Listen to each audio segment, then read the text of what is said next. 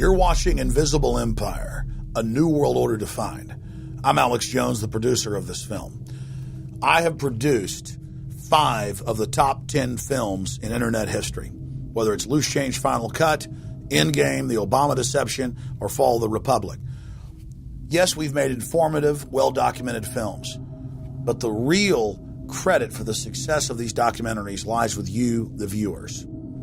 My friends, Invisible Empire is so important for people that need a crash course in the history of the ruling class and what this establishment is setting up. Please support the filmmakers so we can make future documentaries. Visit Infowars.com. Purchase the high-quality hard case DVD that has over 30 minutes of expanded extras. Make copies of that because it's the best quality available. Give it to everyone you know. Have public showings, whether it's the library, a local theater, or your home. Get it out to everyone you know. Get a PrisonPlanet.tv membership. Download all my films in high quality. Burn them to disk and give them to everyone in your community. If we expose the globalist, there's no way they can carry out their hellish plan. The destiny of this film is in your hands. You've made our previous films incredible successes. I'm counting on you now. So again, Infowars.com to get the DVD or call toll-free 888-253-3139 or see them all in incredible high quality at PrisonPlanet.tv. The ball is in your court. PrisonPlanet.tv is a better tool than ever in the info war. Over 6 years of my radio and TV shows, all my films in super high quality, my book, Paul Watson's book, all there, 15 cents a day. Your support of PrisonPlanet.tv empowers the resistance to unlock minds worldwide.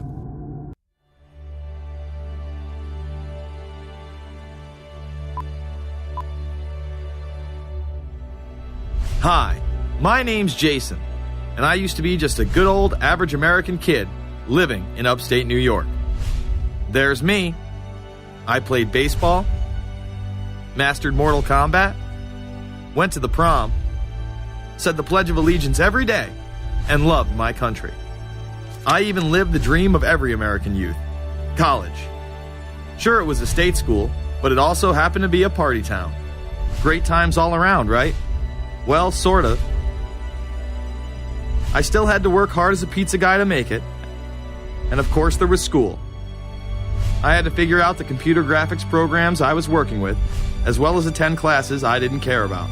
I certainly didn't know much about geopolitics. Then 9/11 happened and everything changed.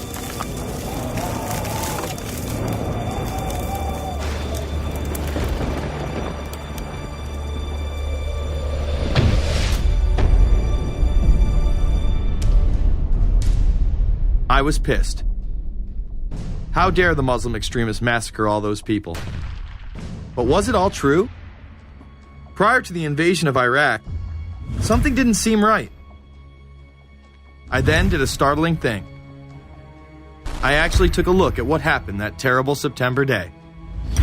What I found horrified and angered me to such an extent that I took action.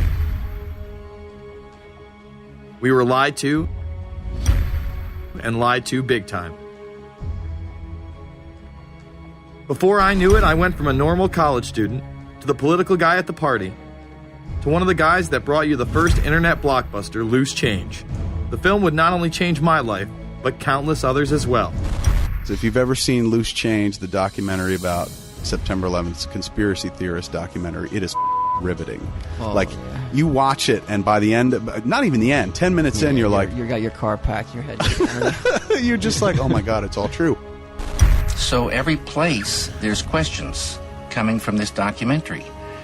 And you don't have to believe everything in the documentary to still have questions come up. And you look back and you remember what you saw and what you were told, and now you have questions. We got the boogeyman out there. Wow. See, for many years it was communism, then it was the war on drugs, now it's the war on terror. All through our life we've had to have a boogeyman. Loose Change took the truth about 9/11 into the mainstream with over 100 million views and allowed me to travel the country and even take on some of my detractors. The answer is no, they cannot. Jason, I think it's telling that every time you disagree with something, you call the people a liar. I'm not calling anybody a liar, sir. I'm calling you a liar because you are a liar. But if we were lied to about 9/11, then who was really behind it? A lot of people on the web were pointing towards the New World Order, but that was impossible. I mean, the Hulkster couldn't be involved, could he? The NWO is the only way to go, and what you gonna do? So I set out to find out if a New World Order really existed. And if it did, what was it? Who was involved? And what were their goals? The very word secrecy is repugnant in a free and open society. And we are, as a people, inherently and historically opposed to secret societies, to secret oaths, and to secret proceedings. For we are opposed around the world by a monolithic and ruthless conspiracy. It is a system which has conscripted vast human and material resources into the building of a tightly knit, highly efficient machine. Its preparations are concealed, not published. Its mistakes are buried, not headlined. Its dissenters are silenced, not praised. No expenditure is questioned, no rumor is printed, no secret is revealed. Some cringe when they hear the term New World Order, despite all of these prominent people using it.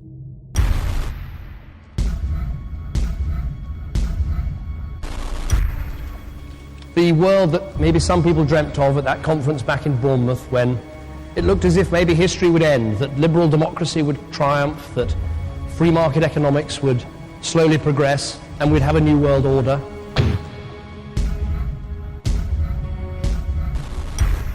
And together they helped to create, were the principal leaders in creating, a new world order and a winning strategy in the Cold War.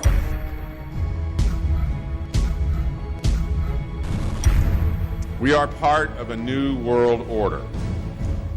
And as the recently departed Admiral William J. Crowe once said, it's long on new and it's short on order.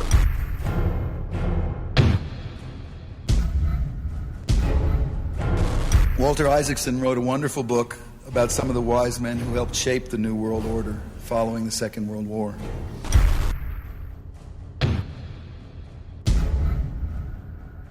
As we devise a way forward in Iraq, I urge the international community to embrace its responsibility for creating that new world order. A new world order based upon collective action.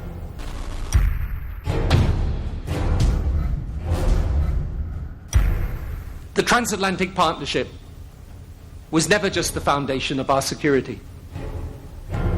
It was the foundation of our way of life. It was forged an experience of the most bitter and anguished kind.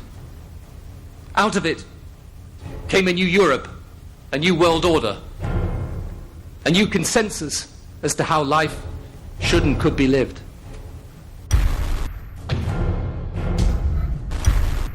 And just like that, it was gone.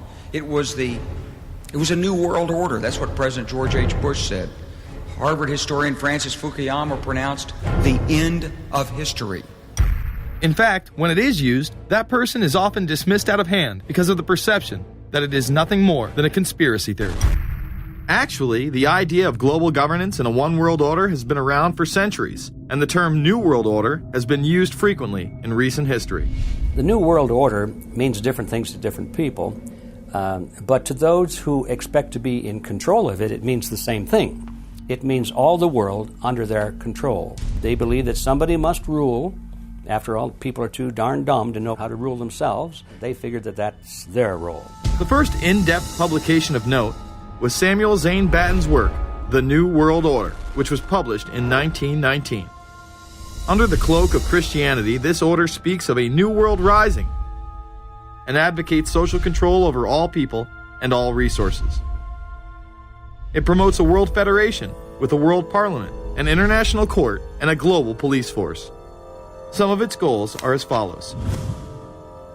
Community. The danger and loss in crime and degeneracy. The determination to make community life safe, sanitary, wholesome, and moral. Industrial. The disappearance of class distinctions and the solidarity of all interests in the economic process. National. The conception of the nation's welfare as the supreme concern, with the policy that everything shall contribute to this end, and every person must do some useful work. International. The creation of an international mind, with a world consciousness and a world patriotism. The destruction of every arbitrary power that can separately and of its single choice disturb the peace of the world. Well, government is good, right? It put an end to war. Well, it could put an end to war because you just only have one dictator. I think Adolf Hitler had that in mind. He wanted a world government too, with himself as the master leader. Many have regarded Hitler as the apex of evil, a true heart of darkness. But how many people know that Hitler had his own vision of a new world order? Hitler had been promoted by the establishment. He graced the cover of Time magazine many times and was their Man of the Year twice. His vision was simple: unify Europe and then the world. The only real difference was that his order was racially motivated, instead of being based solely on religion. He even wrote a lesser-known follow-up to Mein Kampf in 1928 that many have dubbed My Order, or New World Order. President Roosevelt would condemn this order prior to World War II. Nazi forces openly seek to establish systems of government based on the regimentation of all human beings by a handful of individual rulers who seize power by force. Yes, these men and their hypnotized followers call this a new order. It is not new, and it is not order. The idea of globalization was so prominent in Nazi ideology that the 1936 Berlin Games would be the first time that the Olympic rings would be displayed prominently and promoted in order to glorify the Third Reich. This symbol represents the 5 major regions of the world: Africa, America, Asia, Europe, and Oceania, interlocking and coming together as one. This one world philosophy still defines the Olympic Games today. Australia, hello and welcome. One world, one dream. Hitler's methods of youth corps, concentration camps, eugenics, and military aggression were so visible to the rest of the world, he eventually failed. However, his vision of a new world order lived on. Author H.G. Wells, the man behind The Time Machine and War of the Worlds, would write about a planned world state in which there must be a common faith and law for mankind. In 1939, he would publish a full book on the matter called The New World Order. Wells again has a similar vision, stating that national individualism has to go and that sovereign states must end. He then goes on to write, in the great struggle to evoke westernized world socialism, contemporary governments may vanish. Perhaps his most chilling prediction is that countless people will hate the New World Order, be rendered unhappy by frustration and their passions and ambitions through its advent, and will die protesting against it. Many of them quite gallant and graceful-looking people. Collectivism is that concept where individuals are considered to be discardable, and that the group is more important, and that the ultimate group, of course, is the state. And so it boils down eventually to the fact that the state is the all-important unit of society, and citizens exist only to serve the state. Other men of prominence would also promote a New World Order during the 1960s, including industrialist and former New York Governor Nelson Rockefeller. These are some of the reasons pressing us to lead vigorously towards the true building of a New World Order. Rockefeller would also become vice president under Gerald Ford. Religious leader Pope Paul VI, delegates to international organizations, public officials, gentlemen of the press, teachers and educators, all of you must realize that you have your part to play in the construction of a new world order. As well as former President Richard Nixon. And the hope that each of us has to build a new world order. However, Nixon was largely a mouthpiece for his most dominant advisor, Secretary of State Henry Kissinger. Kissinger may be the most vocal proponent for a new world order of his era. He has called for it time and time again, in policy papers, meetings, and interviews. Time magazine recognized both Nixon and Kissinger as Men of the Year after announcing their new world order in China. However, they were working on it long before. In these once classified documents, they both discussed the new order with the president of Indonesia. Mainstream media was even critical of Kissinger's vision in the early 70s. In ragged, spasmodic fashion, a new world order is coming into being, but it looks less and less like the world order that Mr. Kissinger had constructed in his own mind. Kissinger's New World Order would fall under the radar for some time. However, it saw a vast revival during the first Bush administration. Here is Brent Scowcroft, former vice chairman of Kissinger Associates and former national security advisor under both Ford and Bush Sr., as he discusses the New World Order. Looking at the subtitle this morning, "Are we ready for the New World Order?" gives me something of the shudders. That phrase, New World Order, I'm afraid I'm partly responsible for resurrecting. To me, what that symbolized was perhaps a fundamental change in the character of our response to national security issues. Here, Charlie Rose asked Scowcroft, Kissinger, and former national security advisor Zbigniew Brzezinski if we are living in a new world order. Where are we as we think about this time in American foreign policy? Are we at a special moment which is being redefined? Or are we creating a new world order? We're at a moment when the international system is in a period of change like we haven't seen for several hundred years.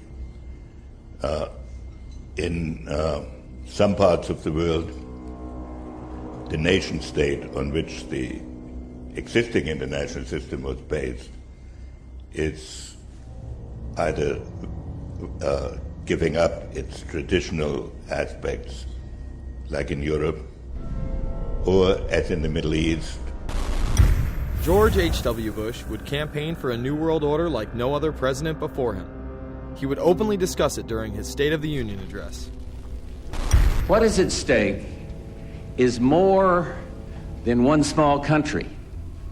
It is a big idea, a new world order, where diverse nations are drawn together in common cause to achieve the universal aspirations of mankind. Again, a unified Europe was a major goal in creating this order. With few exceptions, the world now stands as one. A year and a half ago, in Germany, I said that our goal was a Europe whole and free. Tonight, Germany is united. Europe has become whole and free. The world can therefore seize this opportunity to fulfill the long-held promise of a new world order. We can find meaning and reward by serving some higher purpose than ourselves. A shining purpose, the illumination of 1,000 points of light. Bush Sr. and his administration would tour and promote this agenda across the board at any given opportunity. The President has spoken often of a new world order. And we have an unprecedented opportunity to build a new era of peace and prosperity here and abroad, to build a new world order. It's my understanding, I think, that the President, and I don't know the context of how it came up in his speech last night in New York, said that China must be a part of the new world order. Guess I would like to ask you how you envision China fitting into the new world order. It is a country that we are going to have relationships with by virtue of its geopolitical importance. American officials say breaking down regional and national barriers to the flow of goods and services would represent a spectacular benefit to economies around the world. We are building a new world order. Bush would actually make a commencement address at Maxwell Air Force Base declaring the birth of this order.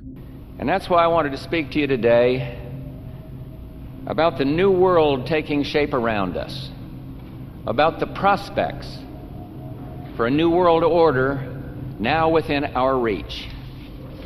In the coming weeks, I'll be talking in some detail about the possibility of a new world order emerging after the Cold War. But today, I want to discuss another aspect of that order. You see, as the Cold War drew to an end, we saw the possibilities of a new order in which nations work together. It refers to new ways of working with other nations to deter aggression and to achieve stability. As old threats recede, new threats emerge. The quest for the new world order is in part a challenge to keep the dangers of disorder at bay. We must build on the successes of Desert Storm to give new shape and momentum to this new world order. Only when this transformation is complete will we be able to take full measure of the opportunities presented by this new and evolving world order. The new world order really is a tool for addressing a new world of possibilities. This order gains its mission and shape not just from shared interests, but from shared ideals. After the Gulf War had ended, Bush was so obsessed with the idea of a new world order that he had a series of Glocks imprinted with the term that he would give to members of his administration, including Colin Powell, Brent Scowcroft, Dick Cheney, and General Norman Schwarzkopf. Cheney would even approve policy papers regarding the New World Order. Defense Secretary Dick Cheney has approved a revised draft of a policy document on the New World Order. The Pentagon is backing off a controversial earlier draft and has abandoned a one superpower strategy. The final document puts more emphasis on international alliances and organizations. This would become an unprecedented time period for people all over the globe to discuss at length what the New World Order meant to them. People within the media. Does anybody want to talk about the New World Order? Is there a New World Order out there, or is this a vision that exists in the... He does have his vision, there's no doubt about that. But does that exist in the president's mind, or does it exist out there in reality? This president sees this episode as the first test case, as the first example for the New World Order he is trying to organize. Some people have called it the New World Disorder, and there's a lot of truth to that.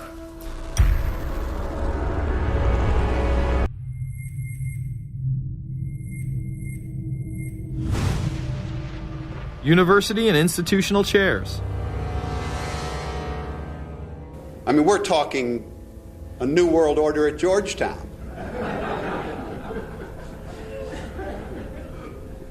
And we'd like to be very much a part of it and continue to live. This is a world that is likely to be dominated in the near future, and perhaps longer, by the Gulf War and the New World Order, which is the buzzword of the moment. So the secret of a new world order, and at this point it's just a slogan, but it does have some historical background in terms that orders have succeeded each other over time. The secret of this is to learn how to use coalitions. We are effective in the United Nations. People within government. George Bush has invoked a new world order without enunciating a new American purpose. The president has still failed to articulate clear goals for our nation's foreign policy in this new age. I find the term New World Order very revolting, and just not only historically but politically today. I think Harding is absolutely right, and the actions of the administration just after enunciation of the New World Order put the lie to the fact there is any real substance behind what they say as New World Order. The first act of the New World Order was A, to make war, and then B, was to sell arms all over again. Is there a New World Order? We know certainly that George Bush has copyrighted the term at this point. In the aftermath of this war, though, is it an empty vessel into which something will be poured? Is it the appropriate term to use? Is it going to be a New World Order, or will disorder be just as significant in this process as we look ahead? Let's start with Madeline. I think that we have, in fact, kind of had this term thrown at us, and many of us have not liked it, partially because of the previous historical connotation, and partially because I think it doesn't really deal with the way the world ought to be or is at the moment. But we are far from seeing a world order, and I'm not sure that it is in best U.S. interest to have a new world order in which we are the policeman. While many began to become critical of this order, the term began to evaporate into the background. We are very, very skeptical of an international order if we are not sure how the rules will be made, because thus far the international order has been made with rules that we had no input into and that affect us, and even when on the few occasions when the rules will seem to favor us, then they get changed. A unipolar world, a world of one superpower, may be quite dangerous for us. A new world order under the United Nations would mean, among other things, an end to our God-given rights given us and secured by the Constitution.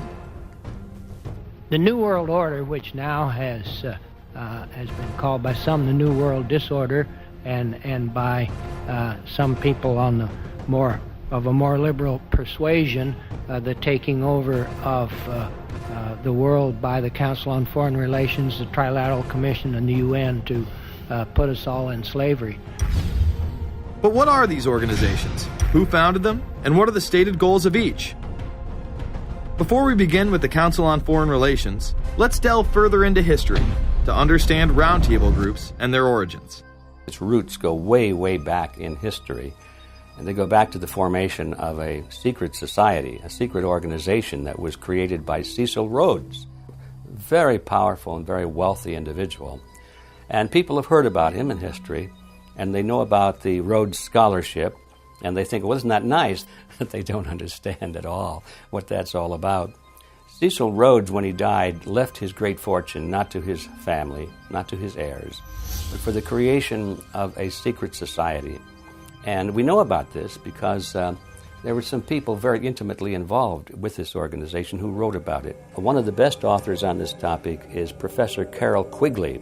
He wrote several books, and Tragedy and Hope is the best known of his. He described in detail this secret organization created by Cecil Rhodes, and he explains in these books he knows about them because he was invited by the organization into its inner circle. He was never a member of it, but he was invited in as their historian, and he was allowed to see their secret records and papers and study them for several years.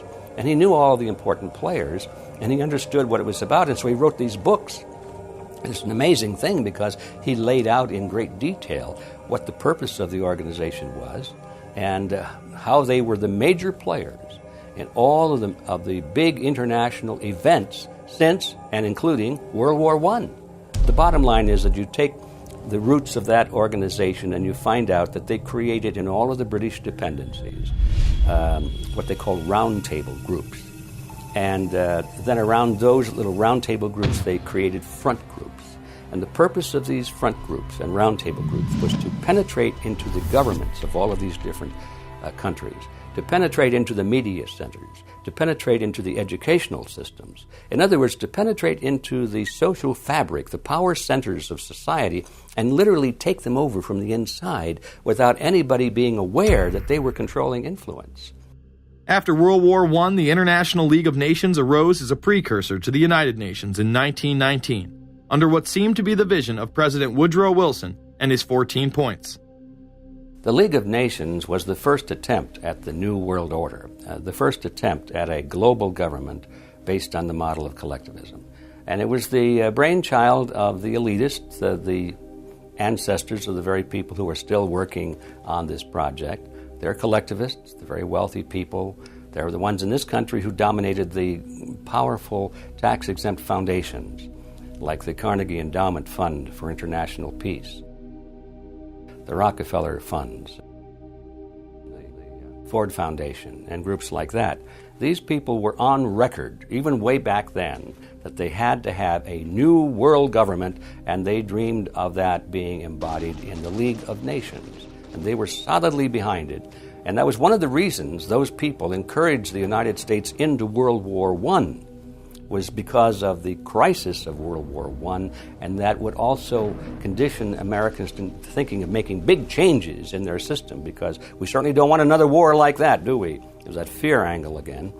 And they thought, well, by being in World War I, then we would be a major participant at the table to carve up the world and create a new world government. And that was to be the League of Nations. Well, what happened to it is that the American people didn't really go for it. Wilson was aware of the elite and their control over society. In his book, The New Freedom, published in 1913, he discussed such a group. Since I entered politics, I have chiefly had men's views confided to me privately. Some of the biggest men in the United States, in the field of commerce and manufacture, are afraid of something. They know that there is a power somewhere so organized, so subtle, so watchful, so interlocked, so complete, so pervasive, that they better not speak above their breath when they speak in condemnation of it. Ultimately, this insight did not spare him from becoming yet another puppet of the global elite.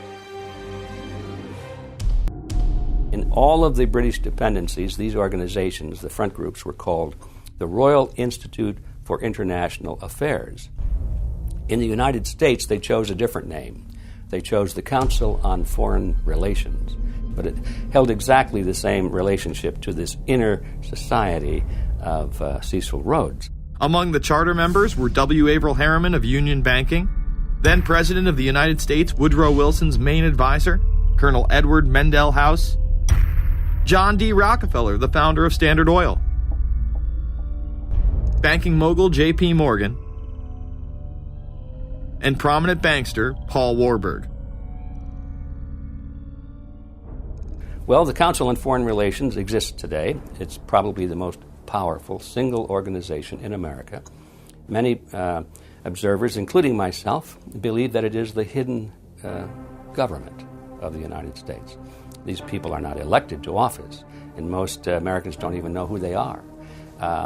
But they are holding all of the important positions in society. There are only about 4,000 of them in the United States, but I don't care what organization you want to look at, whether it's government or whether it's the universities or the large media centers or whatever it is. You look at the people at the tops of those organizations, the owners, the managers, the CEOs, the board of directors, and I'm going to say probably 80 to 90% of the great power centers of America are dominated by just those 4,000 people who are members of the Council on Foreign Relations. Throughout its history, it would contain extremely influential and powerful individuals in finance, business, media, and politics. Former presidents of the United States include Richard Nixon, Gerald Ford, Jimmy Carter, and William Jefferson Clinton. Currently, Barack Obama claims not to be a member, but has spoken in front of the Council and has had his writings published in the Council's magazine, Foreign Affairs. It's been reported that you and your wife are in the globalist CFR, which is the Council on Foreign Relations. I'd like to know if that is true. Well, first of all, I'm not... the Council on Foreign Relations, I don't know if I'm a official member. I've spoken there before. It basically is just a forum where a bunch of people talk about foreign policy. And so there's nothing... there's no official membership. I don't have a card or, a special handshake or anything like that. Now, why is that important?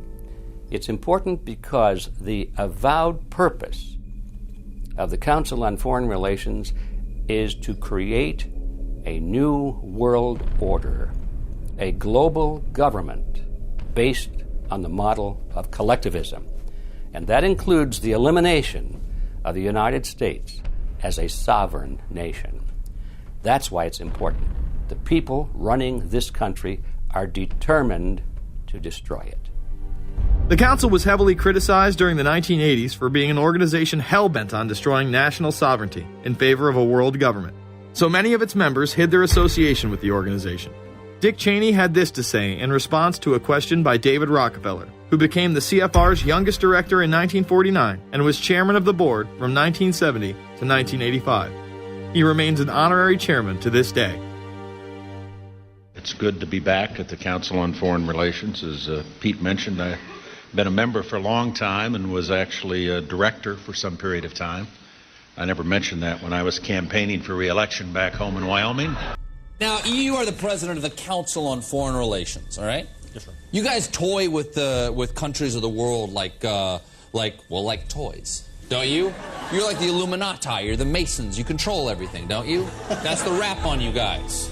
What's so interesting now, though, is who's on the chessboard. It's the toys, if you will, are a lot more than states. Notice that Mr. Haas does not deny that the CFR has massive control over the geopolitical arena, and instead tries to focus on the separate entities outside of nation-states. Current Secretary of State Hillary Clinton also reveals the importance of the CFR here. But it's good to have an outpost of the Council right here down the street from the State Department. We get a lot of advice from the Council, so this will mean I won't have as far to go to be told what we should be doing and how we should think about the future. You have these private groups that are run and created by the elite, by the ultra-rich, wealthy families that have been manipulating global markets from behind the scenes for generations. They create these private groups that then feed information to the government, to senators, to congressmen, their recommendations, their policy papers, what they think should happen. And it's fascinating because if you actually read what it is that they're doing, the recommendations that they make, they're very able to get them put in place. Discussions that are going on in these private groups are really talks that should be going on in Senate committees and in the halls of Congress, but they're happening with these ultra-elite groups that are then pushing their propaganda into the political mainstream, and then it's becoming enacted, it's becoming put into law. Still not convinced the CFR is promoting a new world order? Listen to what Leslie Gelb had to say upon leaving the New York Times to chair the organization as its president in 1993. I loved it. Doing a column is a great job. I'm going to an equally great but different job, and in a way a job that caps everything I've been doing in my life, in government and academia and in journalism. I think that's what the Council on Foreign Relations will allow me to do. Well, for example, you had me and 3 or 4 other folks on this show a few months ago to talk about the New World Order, right? Exactly. Right? Bob I talk about it, you, exactly. Right. I talk about it all the time. New World Order wants a global system where one small central authority of individuals can then dictate a policy that's going to be distributed down to the rest of the world, everywhere, in the smallest little town in the middle of nowhere in some remote country. I now think it's safe to say that the Council is extremely influential on the world stage and openly promote global governance. The Council and the globalists were able to take this agenda to the next level following World War II. The United Nations was born out of the ashes of this conflict. Unlike the League of Nations, the United States not only joined this organization, they championed it. First book I wrote was The Fearful Master, a second look at the United Nations. It was written at a time when it was not popular to be critical of the UN. I mean, the United Nations was viewed by almost everybody as our last best hope for peace. It was a means, we were told, to bring humanity together and put an end to war and live in peace and harmony and promote trade and all of these good things. I wish it were any of those things, but it's not. The original charter for the United Nations was drafted in San Francisco in 1945, and the United States became a permanent member of the Security Council, along with France, the United Kingdom, the Soviet Union, and the Republic of China. The process by which other nations' belief systems could be used to erode and eviscerate our Constitution and Bill of Rights had taken a giant leap forward. The United Nations is one of the most well-known sort of globalization attempts. Its primary goal is to streamline all the governments of the world, to create a global council and to unify all the rules and all the regulations for the world. So it's essentially the precursor and an engine of this new world order. The United Nations is made up of all of the countries of the world, most of which are dictatorships of one kind or another. And you don't take a bunch of dictatorships and put them into a bag and shake it up and come out with a freedom-loving governmental unit. You come out with a global dictatorship. This was the public face of global governance. However, many other organizations have been birthed since. Even more suspect is a private group called the Trilateral Commission. David Rockefeller and Henry Kissinger are among its some 300 influential members. The Trilateral Commission, rich and powerful business and political leaders from Japan, Europe, and North America. The New York-based policy group was formed in 1973 by Chase Manhattan Bank Chairman David Rockefeller. In addition to Rockefeller, there are many other noted American members. Among them, economist Alan Greenspan, former Defense Secretary Harold Brown. George Bush was once a member but resigned last year before his unsuccessful presidential campaign. Back then, it wasn't politically wise to be aligned with what his party's right wing considered a shadow world government. The United Nations would take over America. The Trilateral Commission would control the world. Just look at its membership, they say. Current and former members include Presidents Clinton, Bush, and Carter. Names like Brzezinski, Christopher, Kissinger, and Schultz. And top executives of ITT, Xerox, Exxon, and Nations Bank. Although this group with only 300 members seems to be at the apex of the power structure, there is yet another group formed in 1954 that is even smaller in number and has a greater influence on world events. Meet the Bilderberg Group. This elite group meet annually around the globe. There is a core group of members who have attended every year for decades, such as David Rockefeller, Henry Kissinger, and Queen Beatrix of the Netherlands. These members invite others who are politically and socially relevant at the time. Each year, around 140 people are in attendance. Real quick, I'd ask you this question. In June of 2004, you attended a meeting in Italy called the Bilderberg Group. I just want to know what you were doing out there, what that was all about. Because she lied to me and told me she didn't go. I figured you might tell me the truth. All I did was go. They had a Republican and a Democrat. I gave like a 20-minute talk on the presidential election. Did it have anything to do with being John Kerry's running mate? Did you talk about that at all? No, because I wasn't his running mate. Okay. I happened to be in Europe then on my way to Russia. I was invited to go to Bilderberg by Bernard Jordan, a friend of mine and a genuine hero of the civil rights movement. And to the best of my knowledge, NAFTA was not discussed by anybody in my presence.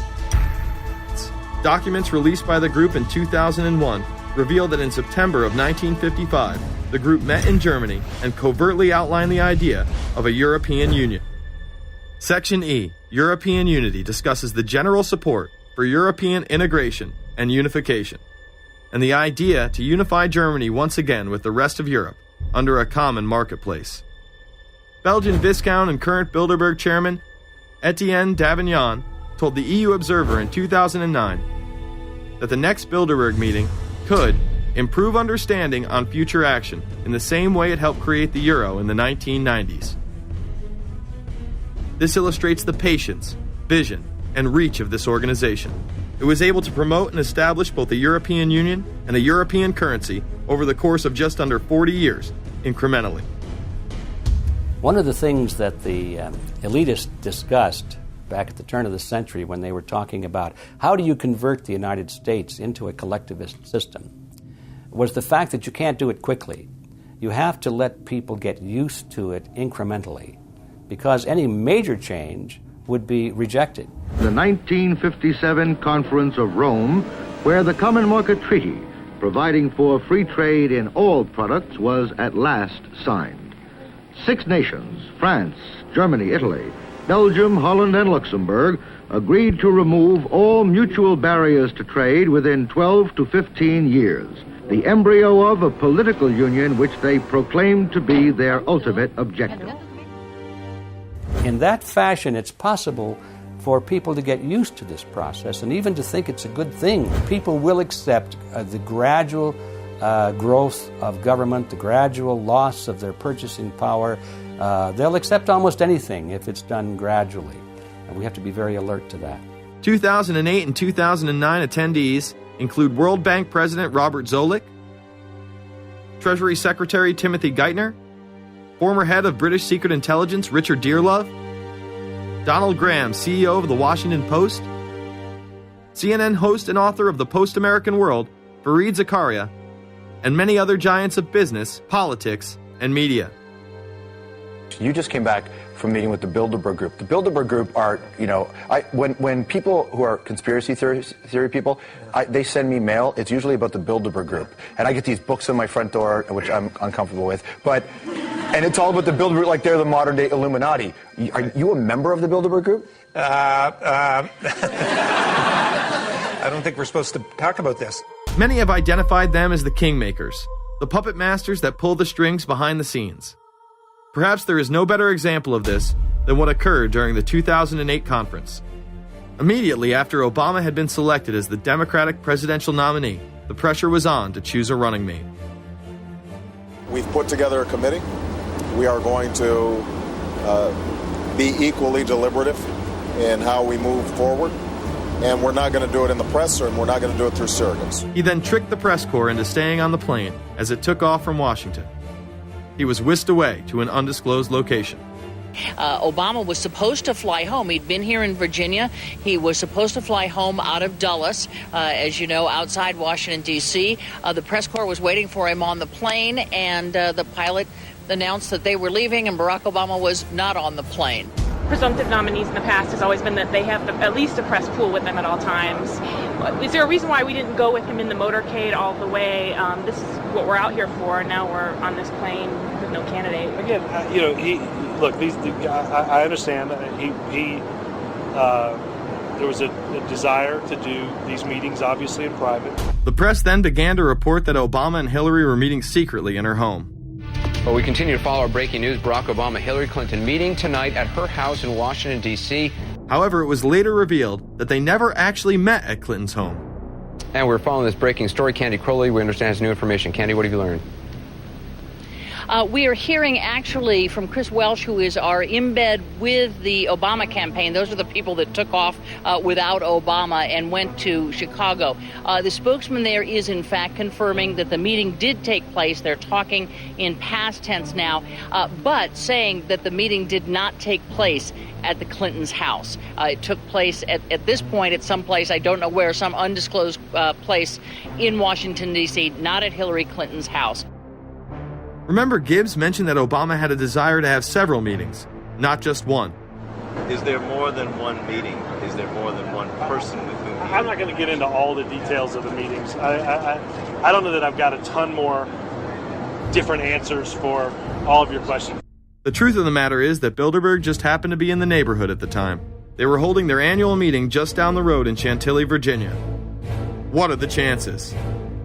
What's interesting and dangerous about the New World Order is that it's not a natural progressing idea. It's just not civilization naturally evolving and organizing into this system. It's the group of extremely powerful people that are manipulating the system to get it to this status from behind the scenes without anybody's knowledge. You have to ask yourself, if there isn't an agenda going on to keep those organizations quiet and to keep them out of the news, to keep the discussions about them behind closed doors, then why is it that these supposed experts on the left and on the right never talk about them? This has been a condensed history of the globalist organizations and their rise to power. But is there a reason they meet behind closed doors?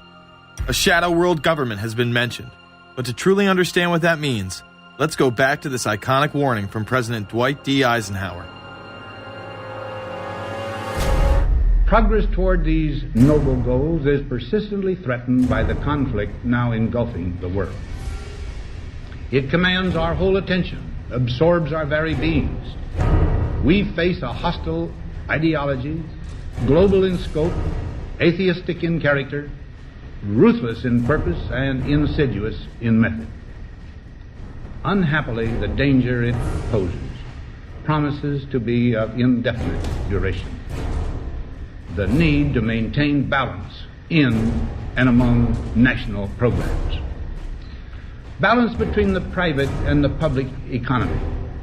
Balance between the cost and hoped for advantages. Balance between the clearly necessary and the comfortably desirable. We have been compelled to create a permanent armaments industry of vast proportions. We annually spend on military security alone more than the net income of all United States corporations. The total influence, economic, political, even spiritual, is felt in every city, every state house, every office of the federal government. Yet we must not fail to comprehend its grave implications. Our toil, resources, and livelihood are all involved. So is the very structure of our society.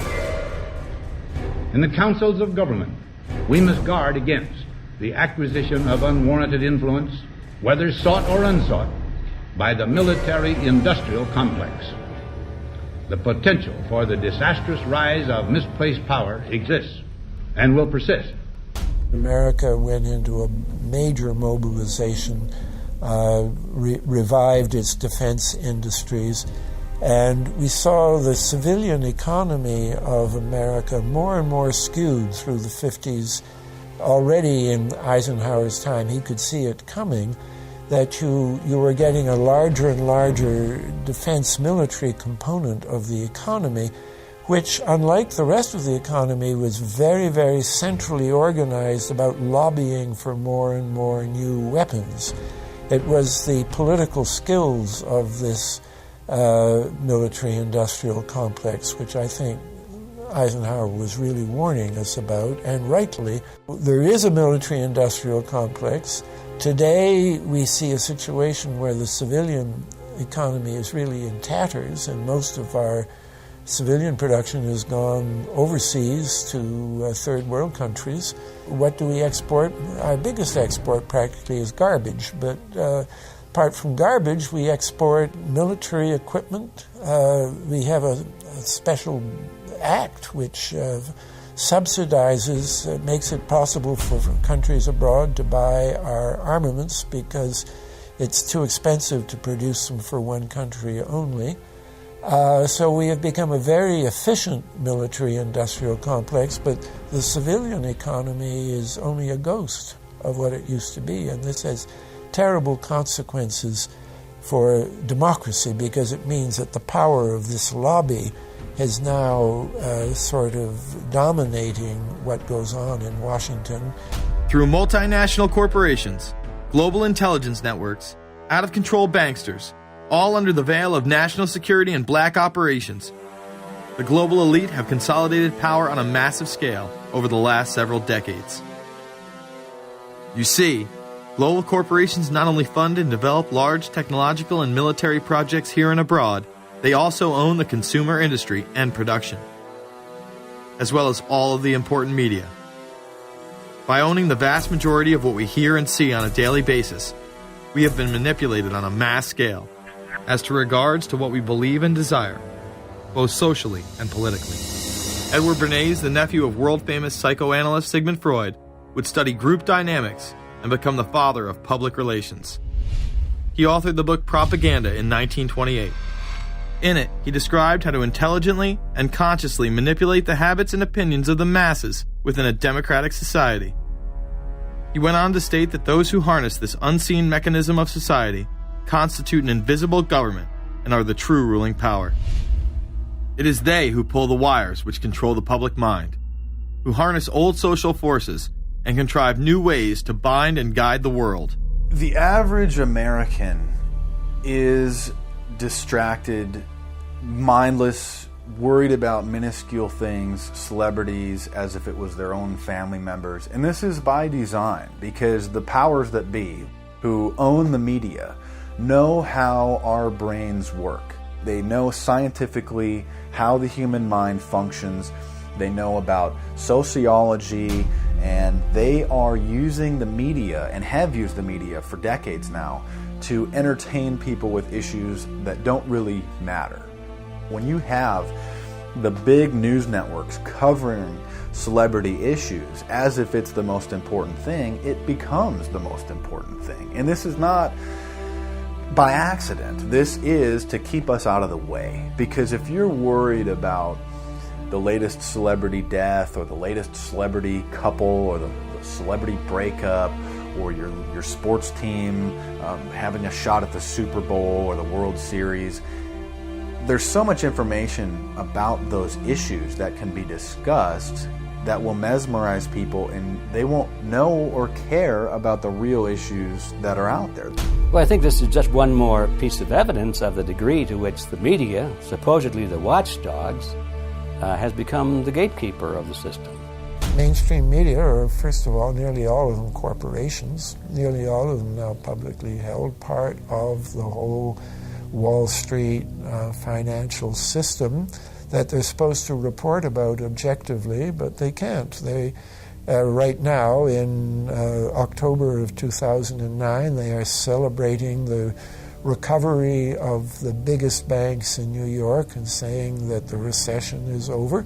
Of course, there are a few problems, like foreclosures are going on, unemployment is rising. All of this is affecting the American people, but it's not affecting the financial elite who also control the media. Bernays successfully identified the invisible empire which controlled the minds of men. So as the populace is mesmerized and hypnotized by powerful behind-the-scenes forces, as they are distracted by the latest celebrity scandal, the newest cell phone, and their favorite sports team, this network disguises itself, remaining in the shadows. Despite the elite utilizing Bernays' methods, in conjunction with the military-industrial complex they had erected, a modern arm of this organization was exposed in what came to be known as the Iran-Contra scandal. Essentially, black operations were not only caught dealing arms illegally and supporting South American dictators, but also smuggling drugs into the United States. Iran-Contra was really the merging of two different programs. The first one was support for the Contras, who were, let's face it, a force of terrorists in Nicaragua trying to overthrow the Sandinista government. They were being secretly supported by the CIA, and at the bottom of the whole thing was drugs. Iran-Contra was openly exposed by massive network coverage.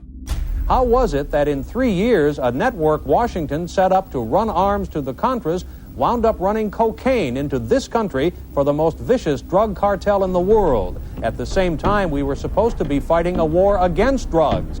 But by the same token, I also smuggle my share of weapons in exchange for those illegal substances, with the full knowledge and assistance of both the DEA and CIA. Betzner says that in 1983 he flew weapons from Florida to El Salvador and drugs from Colombia to the Bahamas on the way back. In 1984, he says, he flew twice from Florida to Costa Rica and back. We could bring back our own cargo, and they would arrange it, or we could bring back their cargo without ever having to worry about interception, arrest, anything like this, that everything was taken care of. What kind of cargo were you talking about? Drugs. Tolliver says he had 2 meetings with this man, CIA veteran Rafael Quintero. Then in March of 1986, he says he flew 14 tons of weapons down to Honduras, to this Contra resupply base set up by the CIA. We take off from Tegucigalpa, Honduras, and we leave. To? South Florida. Where in South Florida? We landed at Homestead. Homestead? Air Force Base. This is the plane Tolliver says he used. The plane traces to a company that had a State Department contract to fly humanitarian supplies to the Contras. In addition to that, 36 sources confirm the basic scheme. We can now report that long before that operation began, there was another operation to provide guns for the Contras, which was also against the law. In this operation, Americans and Israelis provided arms to the Contras, and then the same network smuggled drugs into the United States. The operation was launched in spring of 1983 at Washington's request, with at least $20 million of Israeli government money later reimbursed, we're told, from U.S. Covert Operations Fund. For about 5 years, people were flying arms into Iran, and most of them came from Israel. The Israelis purchased the weapons from Poland and Czechoslovakia and began shipping them secretly from Yugoslavia to Bolivia, and then to Panama. The Israeli liaison man there, this man, Michael Harari, until recently a close aide to Panama's strongman, General Manuel Noriega. You'd bring the ship into Colombia, you would load drugs aboard it, and you would bring those drugs back to Panama with you. But bringing that stuff into the United States, that was something else. I've never been so thoroughly disgusted with myself in my life. This network would also be involved in the October surprise, We really can't understand that unless we understand the so-called October surprise in the 1980 election, which is, I think, unquestionably Republicans, including William Casey, who later became Reagan's head of the CIA, negotiated with the Iranians for them not to release the hostages which were being held in Iran to Carter, but to wait until the Carter was defeated and the Republicans were in. That is what actually happened, that the hostages were only released on the day that Carter left office and Reagan came in. Unbelievably, this same network would even be linked to the BCCI banking scandal by journalist Danny Casolaro. Casolaro was probing a conspiracy he called the Octopus, which involved the Iranian hostage crisis, the Iran-Contra affair, with, believe it or not, all funds channeled through BCCI, the international bank charged with everything from money laundering to fraud. BCCI, it's a shadowy international bank linked to terrorists, drug runners, and dictators. Little was known about BCCI until 6 of its top officers were arrested in Tampa in October of 1988 on charges of laundering drug money for Colombian cocaine bosses. The BCCI men were convicted, and the bank itself pleaded guilty. But for some reason, the bank was allowed to continue to operate all over the world. There are indications that some of the reluctance to prosecute this bank stem from the favors it did. For? The favors it did for intelligence services everywhere. Too many secrets of too many countries, too many prominent people, too many hands-on, and that makes it desirable that this entire affair be forgotten. It began to become clear that the global traffic of drugs were funding violent dictators, rigging elections, supporting the arms trade, and enforcing the assassination of anyone who got in the way. Casolaro was found dead for his efforts in exposing this network. His death, of course, ruled a suicide. He was meeting a source in West Virginia. He was about to discover all. Instead, his body was discovered in a hotel room with 12 slashes in his wrist, but when the local authorities ruled it suicide, the family said, no way. The housekeeper had taken calls threatening his life. And I pick it up telephone, I say hello, and he say to me, you son of a bitch, you's dead. Casolaro would not be the only person involved in the scandal to wind up in a casket. Meet Barry Seal.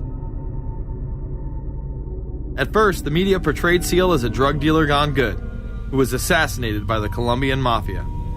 Authorities believe last night's machine gun killing of top drug informant Barry Seal was ordered by drug bosses in Medellin, Colombia, who sent 5 men to Baton Rouge to kill Seal. Sam Dalton was the lawyer that represented the Colombian hitmen convicted of his assassination. We were trying to subpoena the CIA because we felt like they had documents, exhibits, and evidence that would indicate complicity in Seal's assassination. When they were able to gain access of Barry Seal's trunk the night of the murder, the personal phone number of none other than George H.W. Bush was present.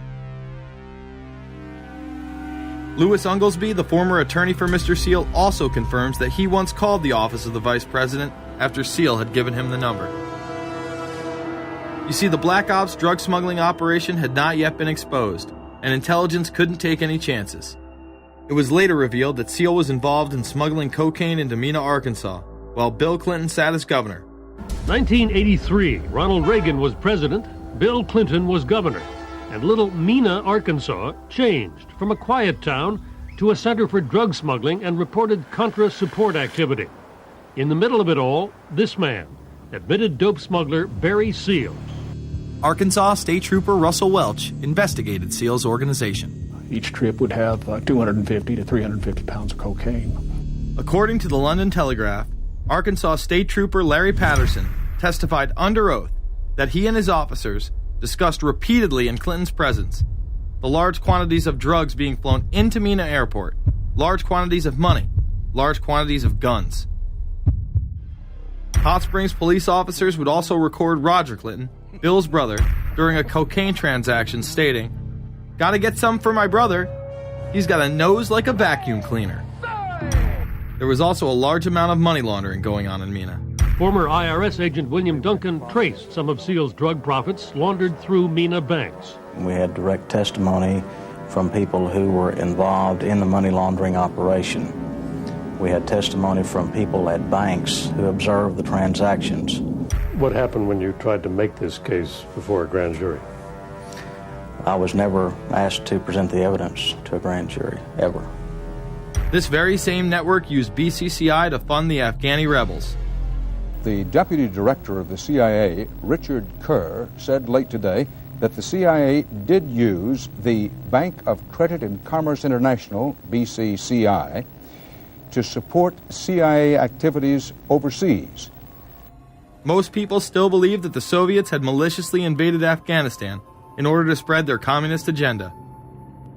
The Al-Qaeda was essentially a kind of a byproduct of Brzezinski's campaign to embarrass the Soviet Union in Afghanistan. They weren't in Afghanistan at that time. Brzezinski boasted later that he was responsible for drawing them into Afghanistan.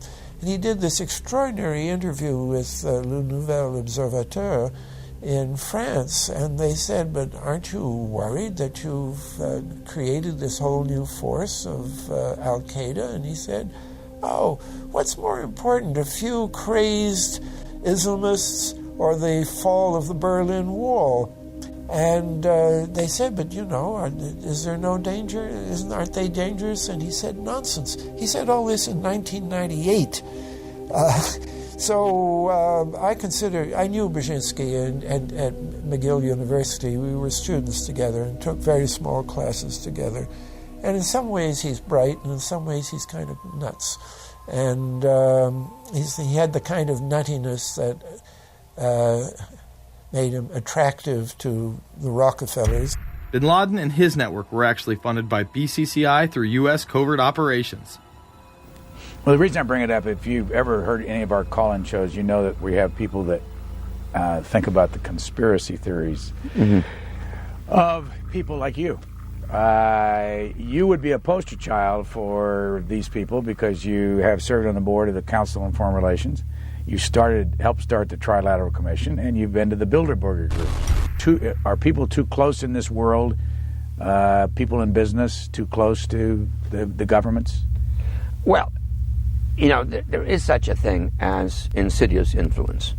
And the question is, how does it operate? Does it involve bribery? And does it involve some sort of psychological domination of individuals? I don't believe in this notion of some sort of secret societies controlling people.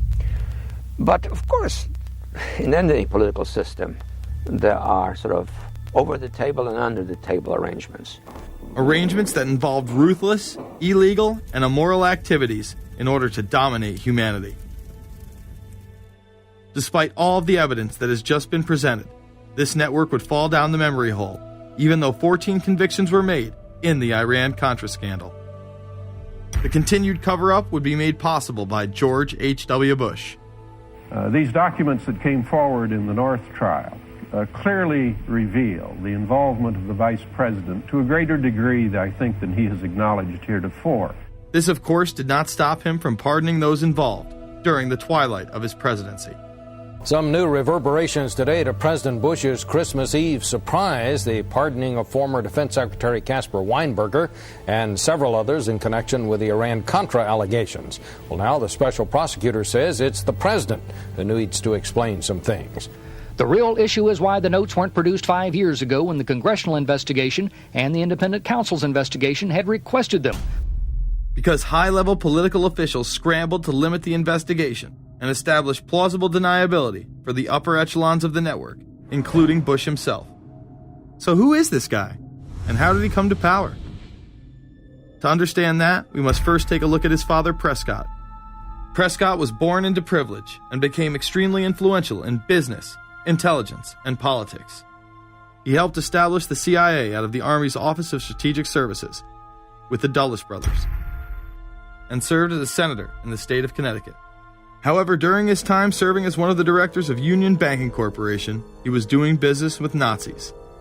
The Bushes have been sort of at the heart of the military-industrial complex since its very beginning. and that Prescott was involved in a firm that actually fronted for Nazi firms in America. In fact, Union Banking and its subsidiaries were seized by the United States government in October of 1942 under the Trading with the Enemy Act. After the war, the assets were returned, a few fines were paid, and it was swept under the rug of forgotten history. These Nazi ties should not be all that shocking, seeing as it has been declassified that the Office of Strategic Services recruited Nazis into its ranks through Project Paperclip in August of 1945. George Bush seemed to follow in his father's footsteps, using Prescott's business connections to move to Texas and get into the oil industry. He would first attain political office as a Texas congressman in 1966, but then lose his bid as a Texas senator in 1970. It was at this time that Nixon appointed Bush as an ambassador to the United Nations. According to official accounts, Bush then began work with the CIA as its director in 1976. Evidence suggests that Mr. Bush and the CIA actually had a much longer-standing relationship. There are indications that he had relations to the CIA before. There's a very strange memo, and the names are George Bush. And when this was published, there was a lot of fuzzing of the issues. But given George H.W. Bush's strong connections with the Cuban community, I think there is a good chance that it was that the George Bush we know, so that he did have a CIA connection. Bush left the CIA just under a year after his appointment. He is credited with restoring the agency's morale, as its image was being shattered by the Church Committee's revelations of the CIA's unauthorized activities involving assassinations and corruption. In reality, Bush was responsible for denying the Church Committee many of the documents it requested and making it impossible for them to do a thorough investigation. After his time as CIA director, he devoted himself to becoming the next president of the United States. Many people within his own party did not like his globalist ties. Along the campaign trail, Bush continually had to explain his association with the group. You know J.R. Ewing in the show Dallas? J.R. is a member of the Trilateral Commission, I think. It's got to be because it's so bad. Let me tell you something. I used to be a member of it. I resigned, as I did from every business thing I was in, to concentrate on one thing, running for President of the United States. Ronald Reagan initially had no interest in having Bush as his running mate. Even then presidential candidate Ronald Reagan had questions. I would suggest that maybe Mr. Bush would clear the air if he'd tell us why he resigned. Reagan's backers then forced him to choose their intelligence frontman, George H.W. Bush, as his vice president. But in spite of last year's campaign rhetoric, all seems to be back to normal between George Bush and his old colleagues. And President Reagan, who is relying on many of these powerful business leaders to make his economic package work, will host commission representatives at the White House Monday. After Reagan's election, there was an attempt on his life, just 69 days into office. Astoundingly, Bush would again be connected. So just who is John Hinckley, Jr.? When he left this neighborhood 8 years ago, he was, by all accounts, well-liked and seemingly normal. This donut shop near the motel was visited by Hinckley, who reportedly waited for a phone call here each day, even though he had a phone in his motel room. The nature of the calls is not known. A touch of irony. The young man walking with the elder Hinckley is 30-year-old Scott Hinckley, John Jr.'s brother. He and Vice President Bush's son, Neil, are friends. They had planned to have dinner together in Denver tonight. The plans have been canceled. We were told Hinckley was a madman acting alone.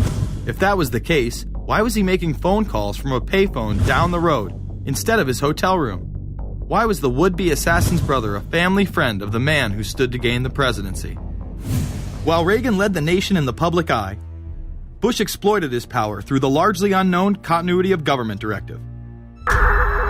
In the United States federal government, there is a super-secret agency which controls this shadow government.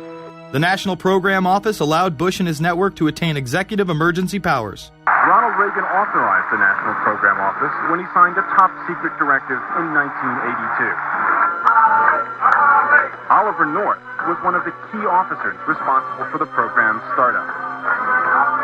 Under the NPO's direction, 4 agencies were charged with execution of the Doomsday Plan: the CIA, the Departments of State and Defense, and the Federal Emergency Management Agency.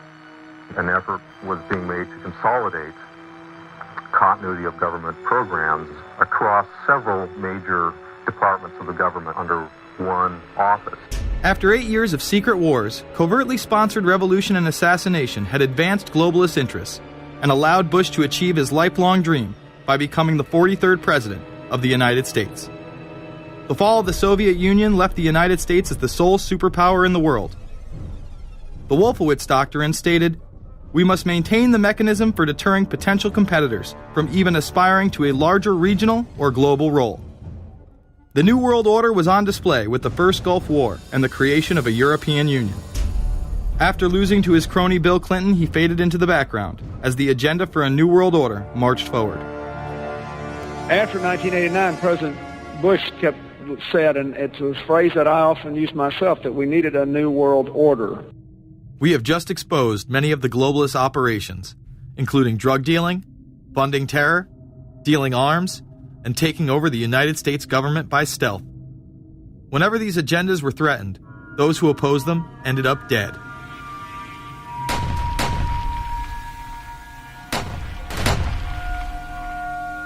We've got some difficult days ahead, but it really doesn't matter with me now, because I've been to the mountaintop.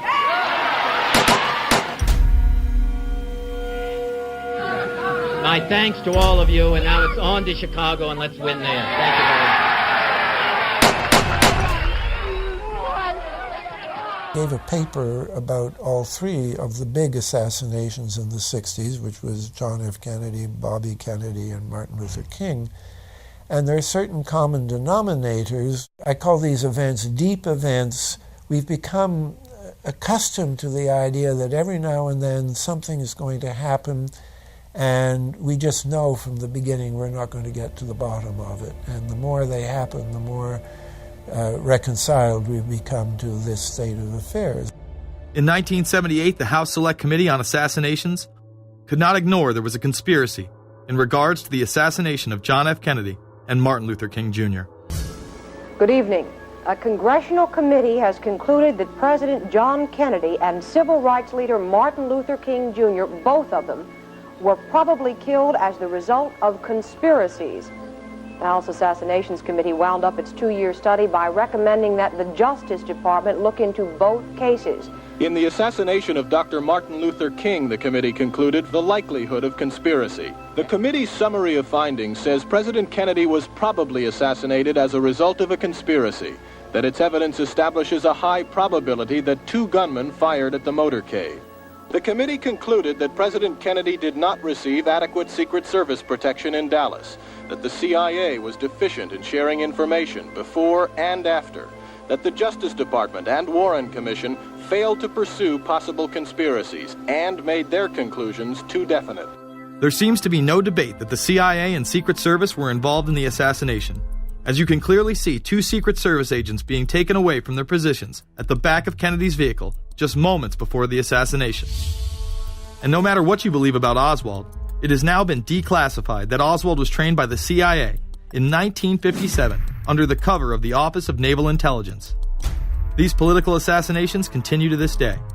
The 11-person jury in the inquest must decide if these stills, never before seen of Diana in the Mercedes and then the crash, are the frantic moments after a tragic accident or the aftermath of a calculated murder. Mr. Al-Fayed? Mohammed Al-Fayed, Dodi's father, has long since made up his mind. I believe that my son and Princess Diana have been murdered by the royal family. He claims Diana was pregnant and about to announce her engagement to his son, an embarrassment so great, he says, that Prince Philip commissioned British Secret Service to kill the couple. Assassination is an option when the ruling class can identify an enemy who cannot be compromised. But how do they bend the population's will to do their bidding? Well, a false flag operation is one in which the attacker carries the flag of someone else. It's usually a military operation, and the purpose, of course, is to create the impression that the attacker is someone else. They want to create negative public opinion against the nation whose flag was being used. Or they may even not use a flag at all. This sort of thing is done all the time, and it's certainly not unique in history. I think we've been seeing a lot of it lately. Americans are easily motivated by false flag operations, and I think it's inevitable that we will see false flag operations in the near future. It is used in order to seize power at an accelerated pace. A very well-documented modern example of this is the Tonkin Gulf incident. There were two sets of Tonkin Gulf incidents. The first one on August 2nd were real but trivial. The second on August 4th, 2 days later, were the ones to which we actually sent planes off in retaliation and were, in theory, much bigger, a torpedo attack on a U.S. destroyer, but in fact it never happened. When McNamara visited Vietnam, he confirmed the Tonkin Gulf incident never occurred, and once again, we were lied into war. To this day, I don't know what happened on August 2nd and August 4th, 1964 in the Tonkin Gulf. The general provided the answer, saying his Navy attacked the Maddocks on August 2nd, but on the 4th, nothing happened. There was absolutely nothing, he said. We know for a fact now that NSA and CIA both falsified their reports up to Johnson on that day to make it look as if there had been an attack. Upon the fall of communism, a new threat had to be established in order to maintain their military-industrial complex and keep the people in fear of invisible enemies. More modern examples of this have been used not only to start conflicts abroad, but to instill fear in large populations in order to demonize groups and further erode civil liberties. The majority of people still believe that Timothy McVeigh was a right-wing extremist who bombed the Oklahoma City building with a Ryder truck because he was upset with the government. People close to the event told a very different story. A local congressman believes that convicted bomber Timothy McVeigh and his accused co-conspirator Terry Nichols are not the only ones involved. The Oklahoma State Representative Charles Key produced a videotape featuring witnesses who claim to have seen Timothy McVeigh with another man the morning of the bombing. He was wearing a ball cap. Timothy McVeigh had his on backwards, which just like this. It was on his head. The other gentleman had his on like this. In fact, the FBI had actively pursued John Doe No. 2 in its initial investigation, then denied his existence altogether. There were also multiple reports that explosives were found inside the Murrah building. The Justice Department is reporting that a second explosive device has been found in the AP Murrah building in downtown Oklahoma City. Mike, you're still with us, aren't you? Yes, I am, and I might tell you in addition to that in fact, what we were told at the scene a few minutes ago was that, in fact, 2 different explosive devices were found in addition to the one that went off. The second explosive was found and defused. The third explosive that was found, and they are working on right now as we speak, I understand, both the second and third explosives, if you can imagine this, were larger than the first. Bomb squads were actually caught on video pulling into the building to retrieve these devices. They'll back that trailer down there, and the bomb squad folks will go in, and they will use that trailer. You see the bucket on the back there, sort of, this is how they would transport the explosive device away from this populated area to try to do something with it. I just took a look down the street at the Murrah building again. I see another bomb truck going, so apparently they're going to try to get out that third bomb that's been talked about. This was even confirmed by the governor at the time, Frank Keating. One device was deactivated. Apparently there's another device, and obviously whatever did the damage to the Murrah building was a tremendous, very sophisticated explosive device. Members of the ATF who would have normally been in the building were tipped off prior to the bombing. He saw what appeared to be a police bomb squad truck near the Murrah building 2 hours before the blast. It had a shield on the side of the door, and it said bomb disposal or bomb squad below it, and I really found that interesting. Another witness who spoke to ABC News on the condition of anonymity will tell the grand jury tomorrow he was told by an ATF official agents working in the building had been warned in advance not to come to work. He just came out and told me that the ATF wasn't in the building that day. They'd been tipped by their pagers not to come to work, which I was flabbergasted. McVeigh would even claim in a letter written to his sister which was published by the New York Times, that he was actually recruited for black operations, which included smuggling drugs into the United States, as well as assassinations. One may brush this off as the ravings of a madman. However, McVeigh was filmed at the Camp Grafton military facility in North Dakota on August 3, 1993. McVeigh's official records state that he was discharged over a year prior from the Army Reserve in May of 1992. Perhaps even more interesting is that Camp Grafton was specializing in training troops in explosives and demolitions at the time.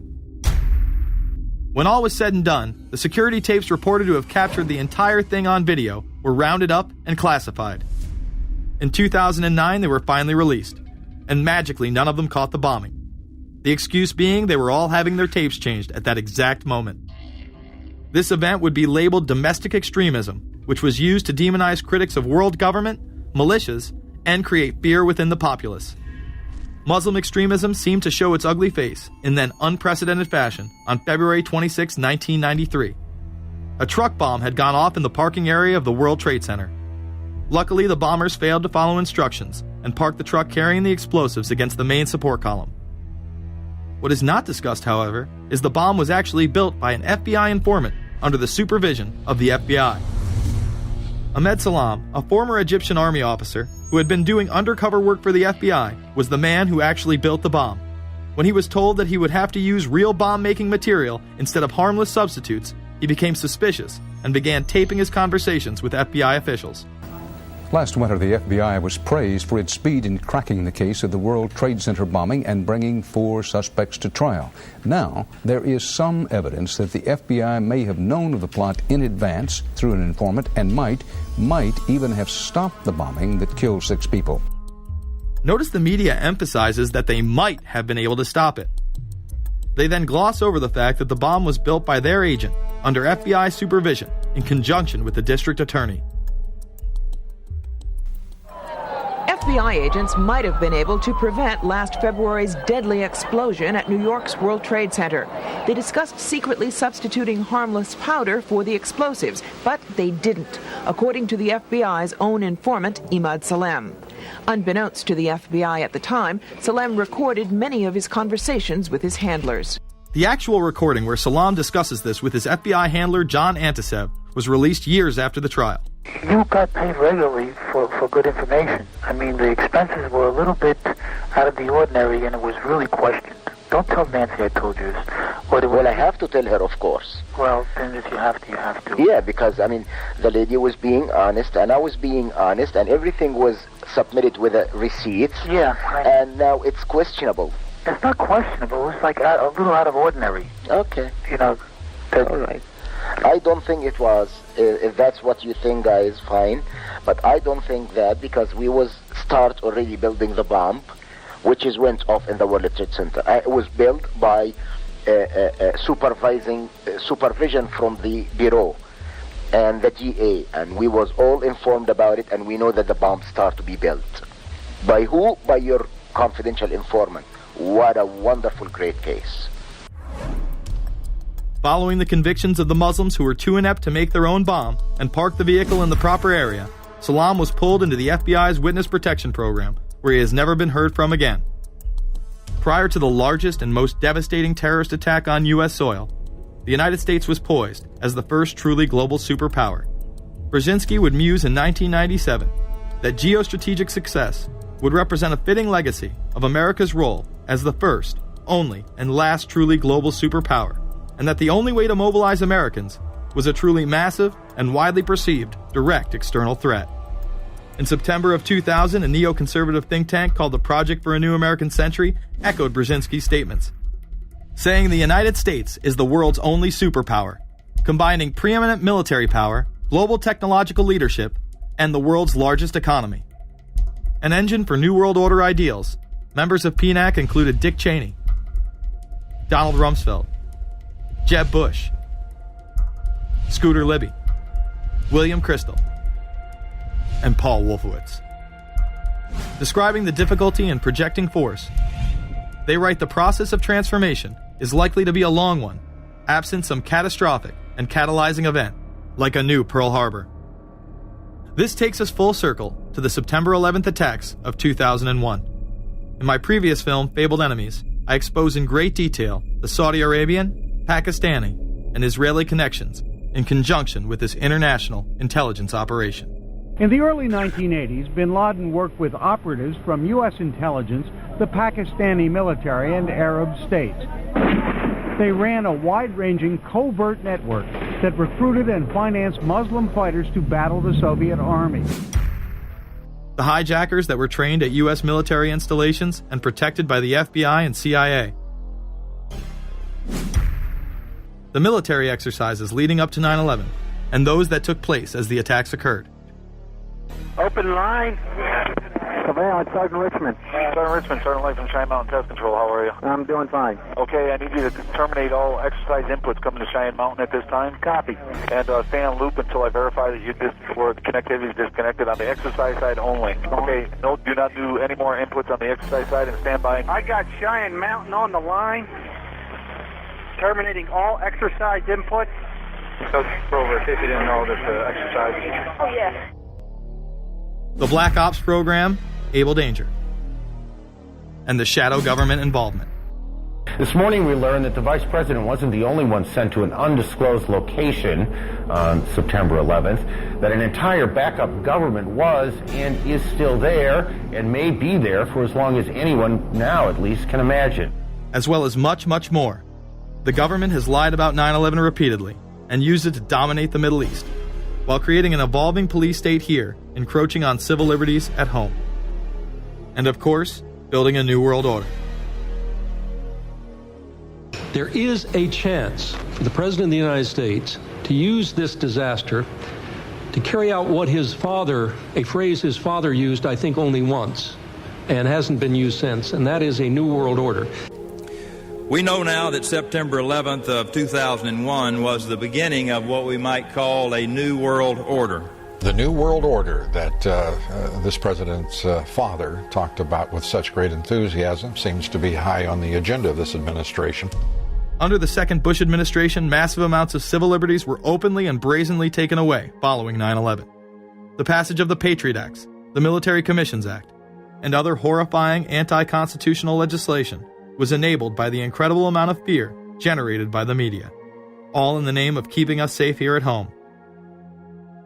The war itself would create huge profits for the military-industrial complex, and the globalists would seize even more power and control over Middle Eastern resources in what they planned to become a Eurasian Union under their control.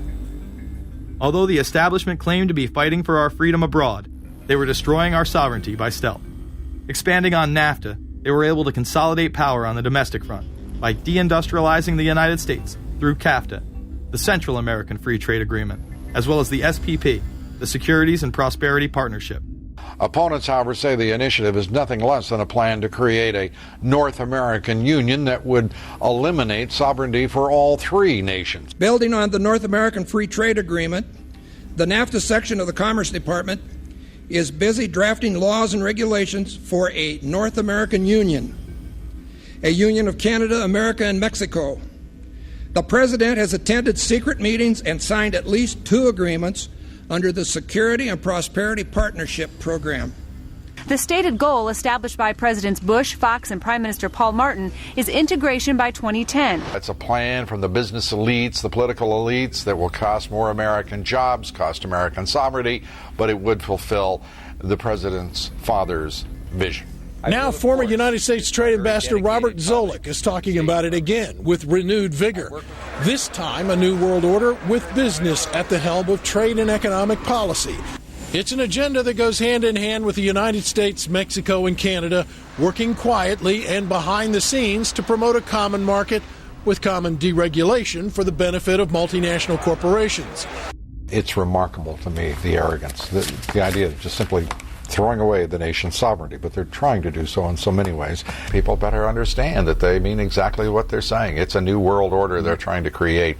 Dobbs, the only mainstream anchor to expose the New World Order, resigned shortly after bullets were fired into his home. The elite do not plan on waiting around for these unions to be formed before implementing the next step in global government. Through the vast global economic crisis of the last few years, they have been able to devalue the dollar and undermine it as the world's reserve currency. They have allowed the Federal Reserve and IMF to consolidate power by taking control of the Securities and Exchange Commission, as well as issuing a global currency instead of the dollar, disguised as a special drawing rights unit. This aspect of the New World Order was announced at the G20 in April of 2009. There is a big thing that's going to happen in London at this G20, and then they're hiding it, they're camouflaging it, they're not talking about it. Coordination of international regulation. What they are going to do is to put our Fed and our SEC under the control, in effect, of the IMF. The New World Order, that's what they're planning in there, is to undermine the U.S. currency, and it's just really sad. What it really is putting the American economy under international regulation. Yeah. And those people who have been yelling, oh, the UN's going to take over global conspiracy government. Theorists. They've been crazy, but now they're right. There's 20 or whatever people in the G20. Say there's 20 ministers. Thousands of us, and we can't get our voices heard. When Geithner said he would be open to the idea of a global currency last week, yeah. Those conspiracy people had said and suggested that for years. Right. You're not wrong. Cash is becoming weeded out. Cash will most likely be eliminated or extremely difficult to use in many situations, so that you'll have to use the global currency or the electronic currency. Even though a physical global currency is yet to exist, groups such as BRIC are openly promoting a new reserve currency, which is a conglomerate of Brazil, Russia, Indonesia, and China. Get everyone in the whole world using one currency, which some people think that's a good idea. Russian President Dmitry Medvedev recently showed off a sample coin of the new world currency at the G8 in July of 2009. We have also agreed today additional resources of $1 trillion that are available to the world economy through the International Monetary Fund and other institutions. This includes 250 billion from special drawing rights, the reserve currency of the IMF, drawing rights that will be issued to countries who are part of the International Monetary Fund. I think a new world order is emerging, and with it the foundations of a new and progressive era of international cooperation. The head of the European Union is also calling for global government. 2009 is also the first year of global governance, with the establishment of the G20 in the middle of the financial crisis. Gordon Brown has called for a world constitution. We now need nothing short of a world constitution for the global financial system. Both Gordon Brown and Barack Obama had been groomed to be the next Anglo-American spokesman for this new world order after Bush and Blair stepped down. Here is Gordon Brown in front of the CBI prior to him being chosen to become Prime Minister. And it's only now that we can begin to understand that the world order that globalization brings and what it's going to look like. But what does the new world order mean for countries like ours who are looking to succeed? And the question for us is how we meet and master all these challenges to ensure that Britain enhances its competitiveness in the process and realizes what I believe is our destiny of success in this new world order. A new world is emerging. It is a new world order with significantly different and radically new challenges for the future. President Barack Obama has also espoused similar views on globalism. Here he is in Berlin, Germany, in July of 2008, in what media have dubbed his New World Order speech. Well, there have been extraordinary scenes in Berlin tonight as thousands of people gathered to hear Barack Obama deliver key foreign policy speech on his current European tour. The Democratic presidential hopeful laid out his vision for America's place in a new world order. In this new world, such dangerous currents have swept along faster than our efforts to contain them. And that is why we cannot afford to be divided. No one nation, no matter how large or powerful, can defeat such challenges alone. But the burdens of global citizenship continue to bind us together. In this new century, Americans and Europeans alike will be required to do more, not less. Partnership and cooperation among nations is not a choice. It is the only way, the one way, to protect our common security and advance our common humanity. That is why America cannot turn inward. That is why Europe cannot turn inward. America has no better partner than Europe. Now is the time to build new bridges across the globe as strong as the one that binds us across the Atlantic. Now is the time to join together through constant cooperation and strong institutions and shared sacrifice and a global commitment to progress to meet the challenges of the 21st century. Barack Obama also became the first sitting president to ever become the chair of the Security Council for the United Nations, which only further cites his allegiance to world government. In an era when our destiny is shared, power is no longer a zero-sum game. No one nation can or should try to dominate another nation. No world order that elevates one nation or group of people over another will succeed.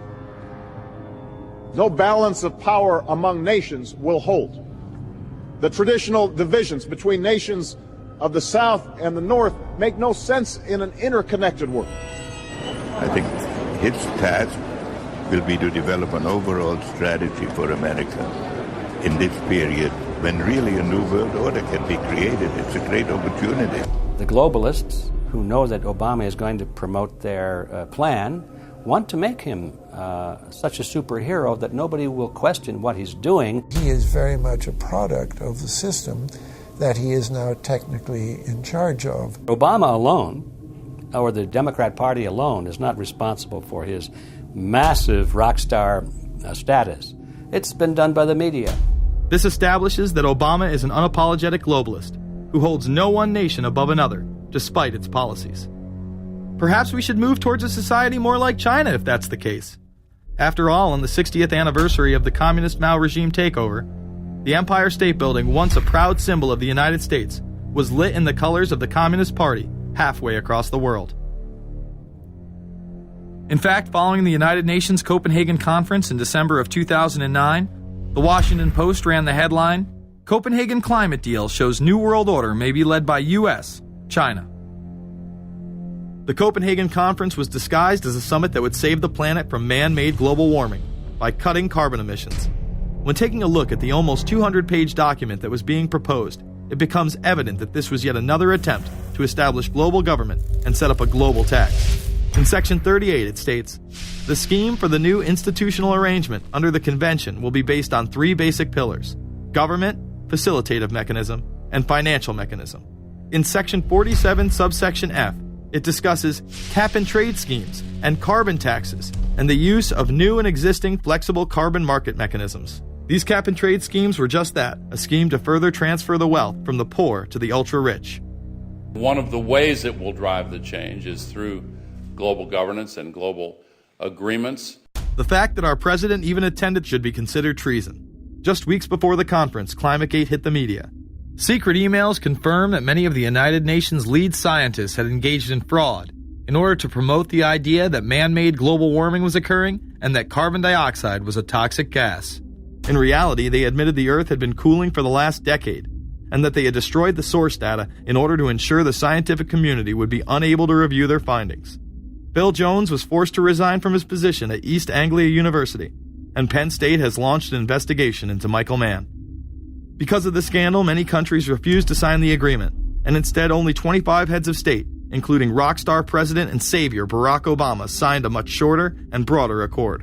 The document states that a high-level panel will be created, and that parties will be subject to domestic auditing, supervision, and assessment.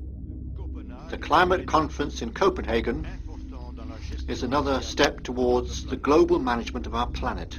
The idea that carbon dioxide, the life force for plants here on Earth, is a toxic gas and should be taxed is laughable. There have been numerous periods of time in which the Earth has had vastly more carbon in the atmosphere than present day. In areas where there have been volcanic eruptions which emit large amounts of CO2, plants have benefited, and there is no negative impact on the surrounding environment, as well as indigenous people from the excess carbon dioxide. The globalists promote this theory to keep mankind in fear, not only for the establishment of a global government and a global carbon tax, but the literal control of the entire planet. An even darker side to the scam of man-made global warming exists. In reality, it's about population control. Ted Turner reveals himself here in this interview with Charlie Rose. We've got to stabilize the population. When I was born, there were so what's wrong with the population? I mean, with too many people.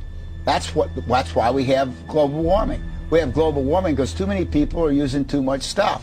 We've got to stabilize population on a voluntary basis. Everybody in the world's got to pledge to themselves that 1 or 2 children is it. Not doing it will be catastrophic. We'll have 8 degrees. We'll be 8 degrees hotter in 30 or 40 years, and basically none of the crops will grow. Most of the people will have died, and the rest of us will be cannibals. Civilization will have broken down. What the few people that are left will be living in a failed state like Somalia or Sudan, and living conditions will be intolerable. The droughts will be so bad there'll be no more corn growing.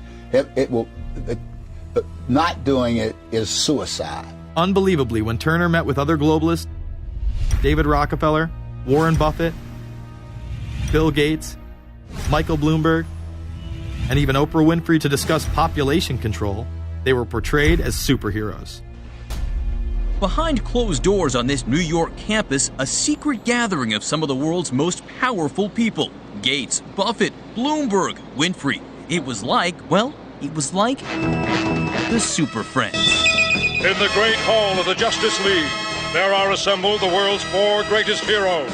Together with others at the meeting, including George Soros, Ted Turner, David Rockefeller, they're worth more than $125 billion. The new Superman and Wonder Woman, the super rich friends, not fighting bad guys, but fighting for good nonetheless.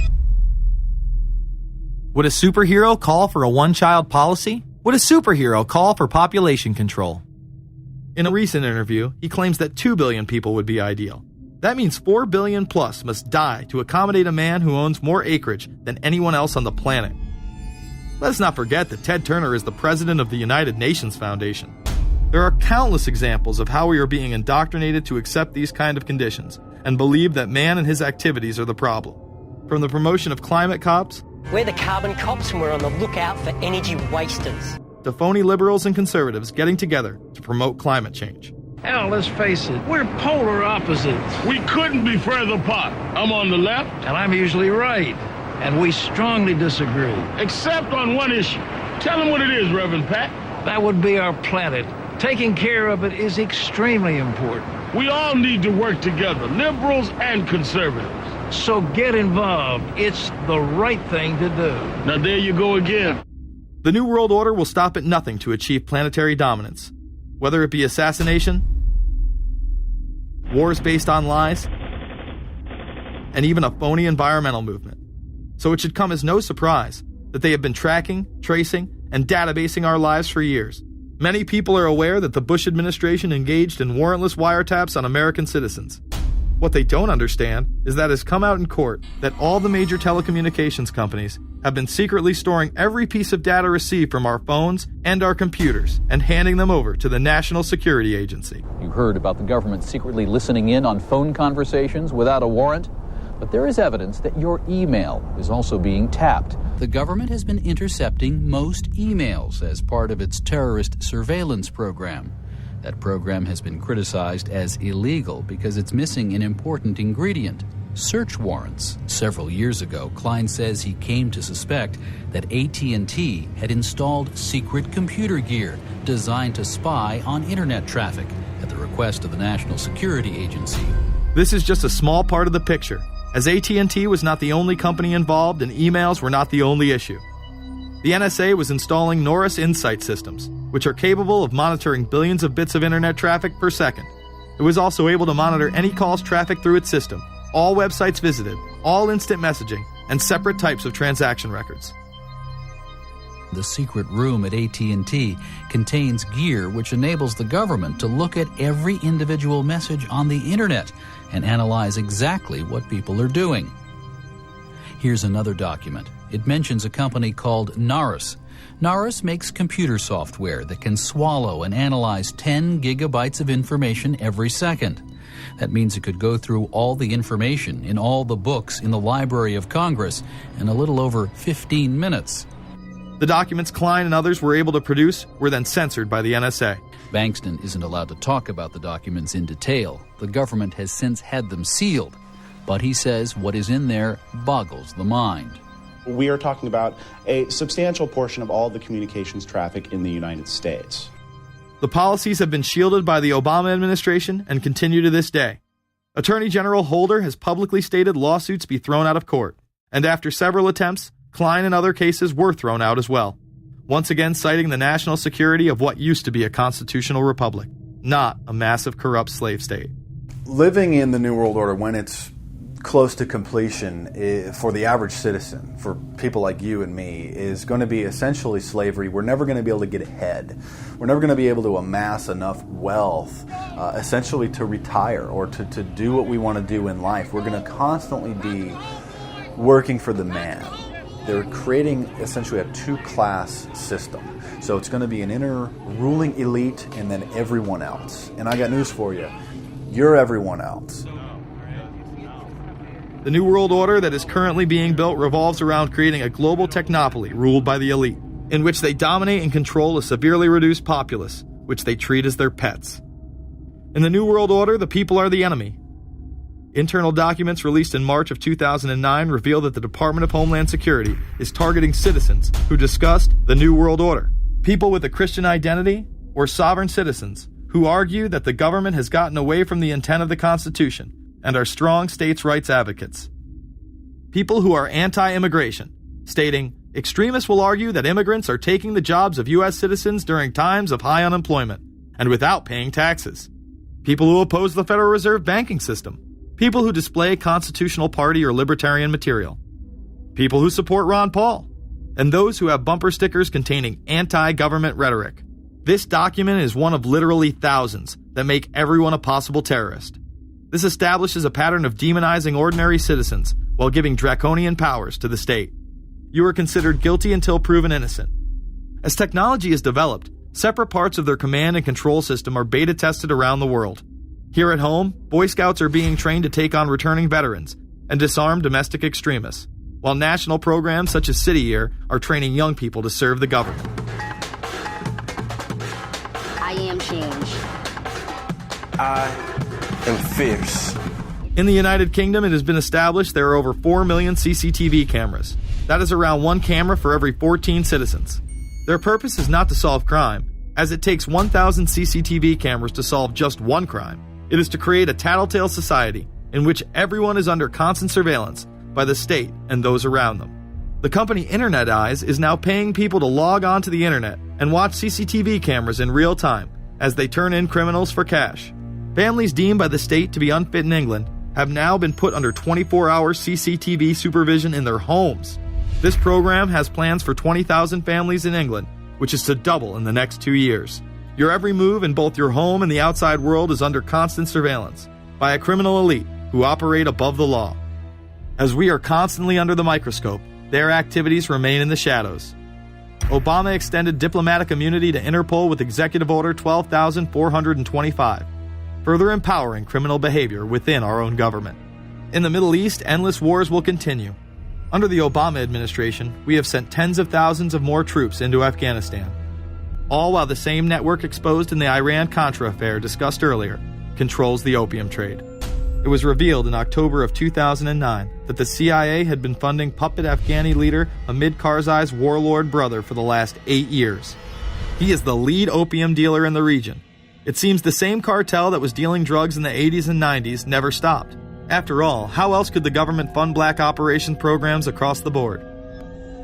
The Karzai regime has whole sections of it which are drug-supported, and we can't touch it. We turned Afghanistan into the major supplier of heroin for the world. It happened under CIA supervision. This continues while many of the Taliban are literally on U.S. payrolls. Is there a possibility that we have Taliban employees?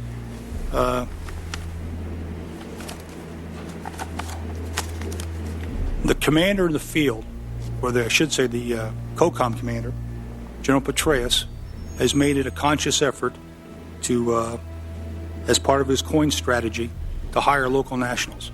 I can't talk in this in this form, nor am I the qualified guy to talk about it. But there is no doubt in my mind, one day you're on one side of the ledger, the other day you may be on the other side of the ledger. Biometrics have been instituted in both Afghanistan and Iraq, where individuals are subject to fingerprint devices, iris scanners, and electronic databases to screen local residents as well as DNA tests. This includes anyone within the populace of a combat zone. Someone has to go out there with the biometric registration equipment, take your iris scans, take your scans and get you registered in the system like that. As scary and tyrannical as these systems seem to be, none may be as dangerous as the implantable RFID microchip. Through various pretenses, including terror, security, and entertainment, the chip has been promoted and integrated into society. In 2001, following the 9/11 terrorist attacks, the Jacobs family became the first family to be injected with microchips in front of a live television audience. We have a Florida family who are really pioneers in a brave new world. They have volunteered to be the first ever to have microchip identification devices implanted into their body. After 9/11, I was really concerned with the security of my family. In 2004, the FDA approved the use of RFID technology to be implanted into human beings. However, studies dating back to the 1990s show the implantable microchip has been linked to cancer in animals, but this has not slowed the agenda of control.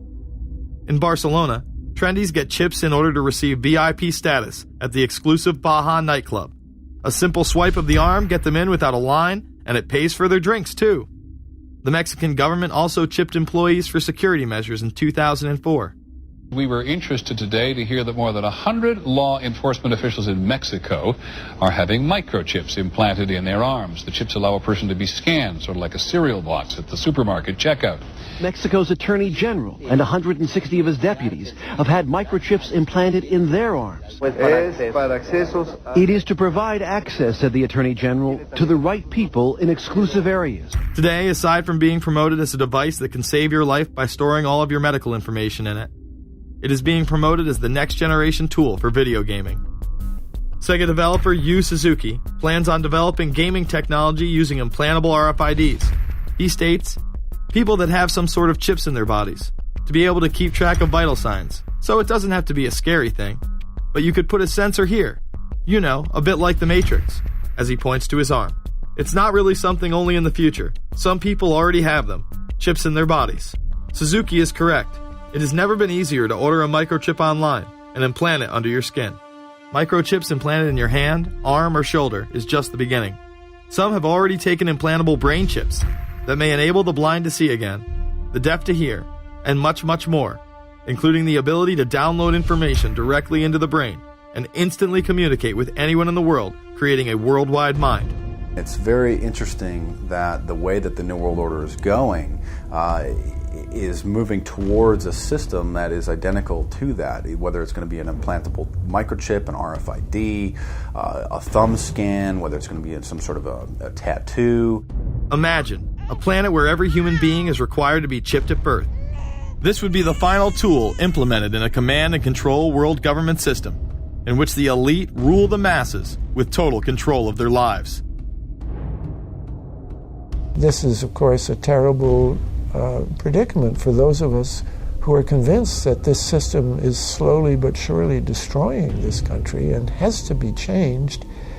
But we can't count on the elected presidents to do it, and we can't count on the elected Congress to do it. We somehow have to mobilize the technological resources of the internet to create some kind of new political force in this country. So is there anything else about the ruling class we should know? Politicians, business leaders, and media figures are often portrayed as pillars of morality while they describe themselves as Christian conservatives. Nothing could be further from the truth. In reality, many of the elite are groomed at a young age to take part in occult rituals. Those who attend Yale are indoctrinated into the Order of Skull and Bones, an elite secret society cloaked as a fraternal order. Yale University is 300 years old this year, and were you to visit its campus, you would see that it still has exotic clubhouses, which look like tombs where Yale's legendary secret societies meet. Their prestige and importance have largely evaporated, but the rituals are still a secret. And so when we heard that some enterprising characters had managed to spy on the famous Skull and Bones Society, we couldn't resist. Skull and Bones, people say it's a fraternity at Yale University, but it's really a postgraduate organization. So it was founded in 1832.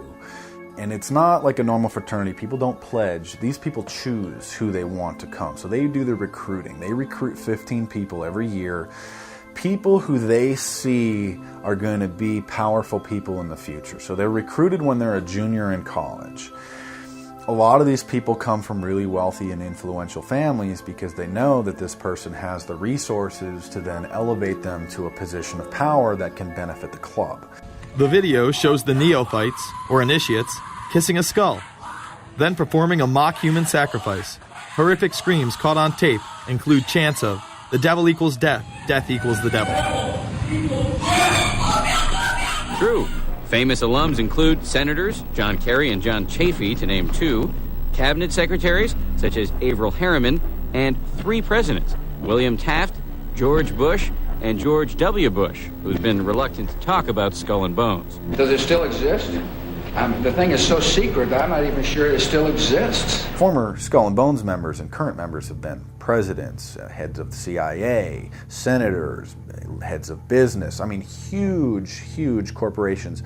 These people have the network that brings them to such a position of power that most people could only dream of. Bush would run against his fellow bonesman and distant cousin John Kerry in 2004.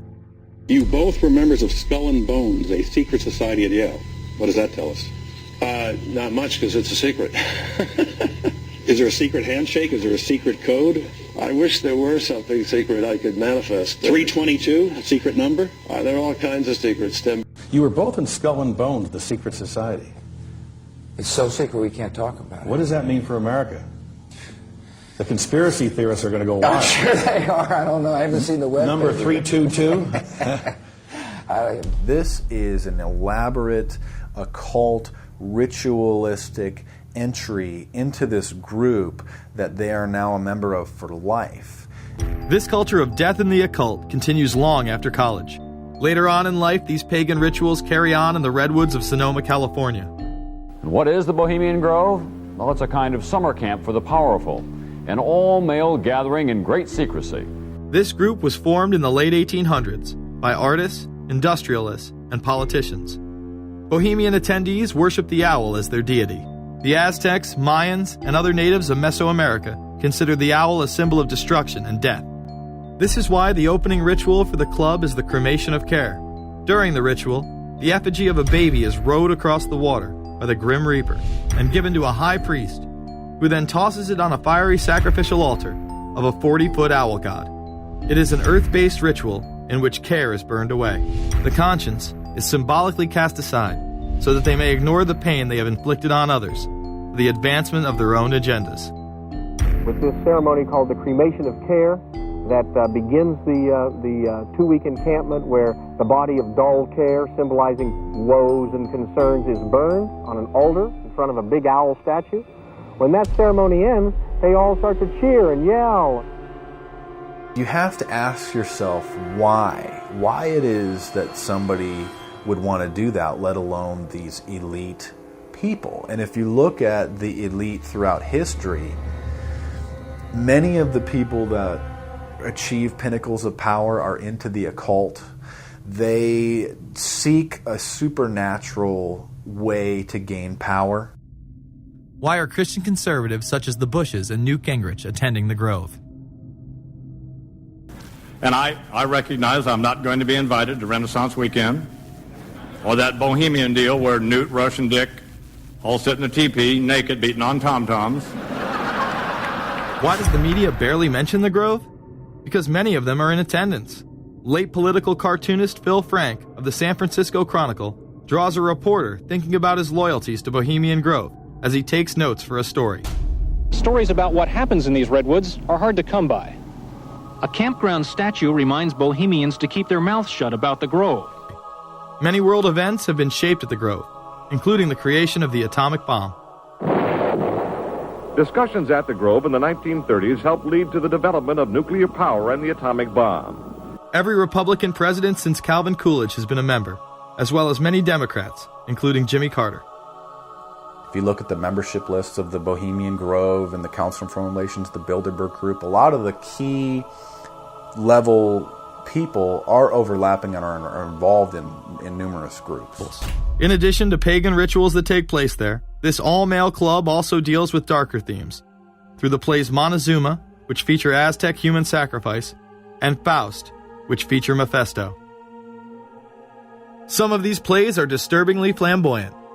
Many of the elitists have a penchant for cross-dressing and singing show tunes. Perhaps that is why much of the all-male staff also happen to be homosexuals. Well, each year, many of them seem to have a stunt or try to come up with a stunt.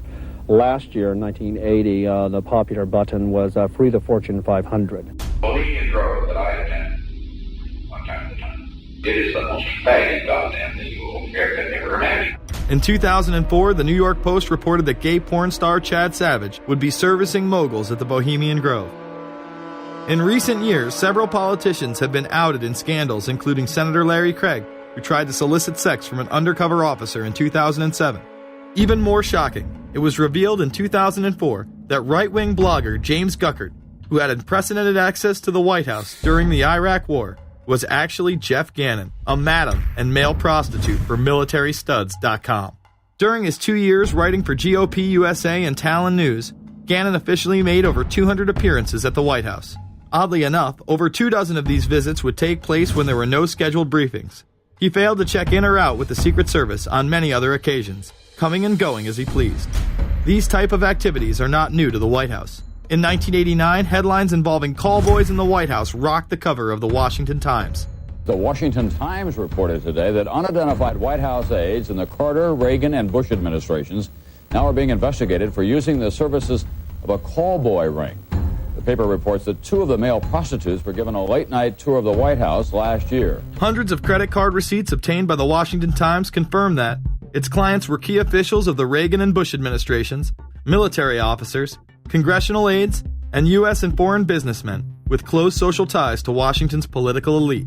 This ring extended beyond the White House and into Congressman Barney Frank's bedroom. Barney Frank, one of 2 openly homosexual members of Congress, acknowledged having used a male prostitute, whom he then hired as a personal employee. The man had keys to Frank's basement apartment on Capitol Hill. Frank paid him approximately $20,000 out of his own pocket to be his housekeeper and driver. But as first reported in today's Washington Times, the man was on probation for sex crimes and a drug conviction, and he ran a prostitution business out of Frank's home. Although Frank tried to claim ignorance, Stephen Goby, the prostitute in question, claimed that Frank was completely aware of what was going on, and was even receiving free and discounted sexual services. The fix seemed to be in. Frank was threatening members of Congress to remain silent prior to being exposed in this sex ring. Massachusetts Democrat Barney Frank, a homosexual, threatened to expose fellow congressmen he knew to be gay unless they stopped spreading rumors. Questions stopped and Frank walked away with a slap on the wrist. Some members of the Ethics Committee were disgusted. Do we tolerate, do we condone a member of this body who knowingly permits a house of prostitution to be operated out of his residence? You have just heard one of the most edited, selective garbage that has ever been put forth, in my opinion, in this House. Again, we see people of the highest levels of power involved in the most repulsive and decadent of crimes. They couldn't care less about the code of conduct that's taught in all major religions about treating others the way that you want to be treated. And then they masquerade, they put this false front on that they're like everybody else, because your average person wants to do right, believes in some sort of a karma, believes in some sort of a divine justice in the universe. And so these people need to put on this front that they're like the average Joe in middle America, that they go to church every once in a while, and that they believe in an afterlife and a divine justice. And so they have to put on this front that they're like everybody else in order to get elected and to be accepted and to not have people look at them suspiciously, because if somebody goes around and openly admits that they were an atheist or that they were of some obscure religion, people aren't going to throw their support behind them as much, and they're not going to trust them as easily. The reality of this behavior is never revealed to the public, as the media keeps any revelations quiet. Unfortunately, these type of activities continue to this day. Florida Congressman Mark Foley chaired the House caucus on missing and exploited children and went on television praising Chris Hansen's To Catch a Predator series. The Dateline piece has probably done more than any law we can create. Foley was later caught attempting to have sexual relations with numerous underage pages. Congressman Mark Foley, the man who championed the Child Protection Act of 2006, resigned after inappropriate emails and instant messages surfaced that he sent to former congressional pages. Once more, no charges were even filed. Foley himself has checked into rehab. No one has been charged with any crime. The predator class acts like Roman emperors, indulging in excess that includes sex with young boys while portraying themselves as men of the Lord. The insanity is that we have allowed an interwoven elite criminal class to rule over us while posing as the saviors of the planet. We have learned they will stop at nothing to achieve their goals and are not held accountable for their crimes. They prey on the system rather than protect it. This is not a new world order of peace and prosperity. It is not a world government to save the earth. During difficult times, we must remain ever vigilant against seemingly positive solutions imposed to suit their aims. Crises there will continue to be. In meeting them, whether foreign or domestic, great or small, there is a recurring temptation to feel that some spectacular and costly action could become the miraculous solution to all current difficulties. We are threatened by a superclass that control the flow of information and hide technology from the public. The prospect of domination of the nation's scholars by federal employment, project allocations, and the power of money is ever present and is gravely to be regarded. We must also be alert to the equal and opposite danger that public policy could itself become the captive of a scientific, technological elite. It is time to put down the remote control, to turn off your Xbox, and start paying attention. It is time to step away from everyday luxuries and pop culture and take action against a monolithic, concentrated evil in order to save what's left of humanity. We must now trade in our apathy for action in order to defeat this invisible empire.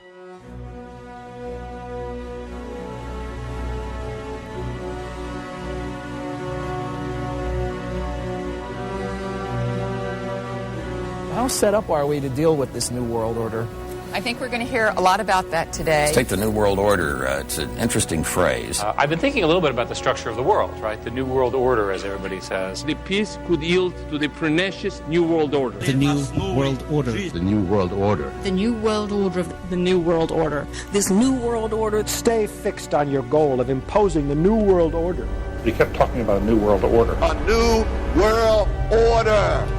That's what we need now. A new world order with swing. One war and one victory doth not a new world order make. Conservatives used to believe in the United States of America rather than the United States of the New World Order. The ambition to create a new world order. Whose world order is this? And of course, what he called it was the New World Order. Respect for a new world order. We can see a new world coming into view, etc., etc. That's the core of the New World Order that we want to try to build. It's the sole superpower, New World Order. New World Order. A new world order. To a new world order of peace. Let's say a new world order, for want of a better term. Entities of the new world order.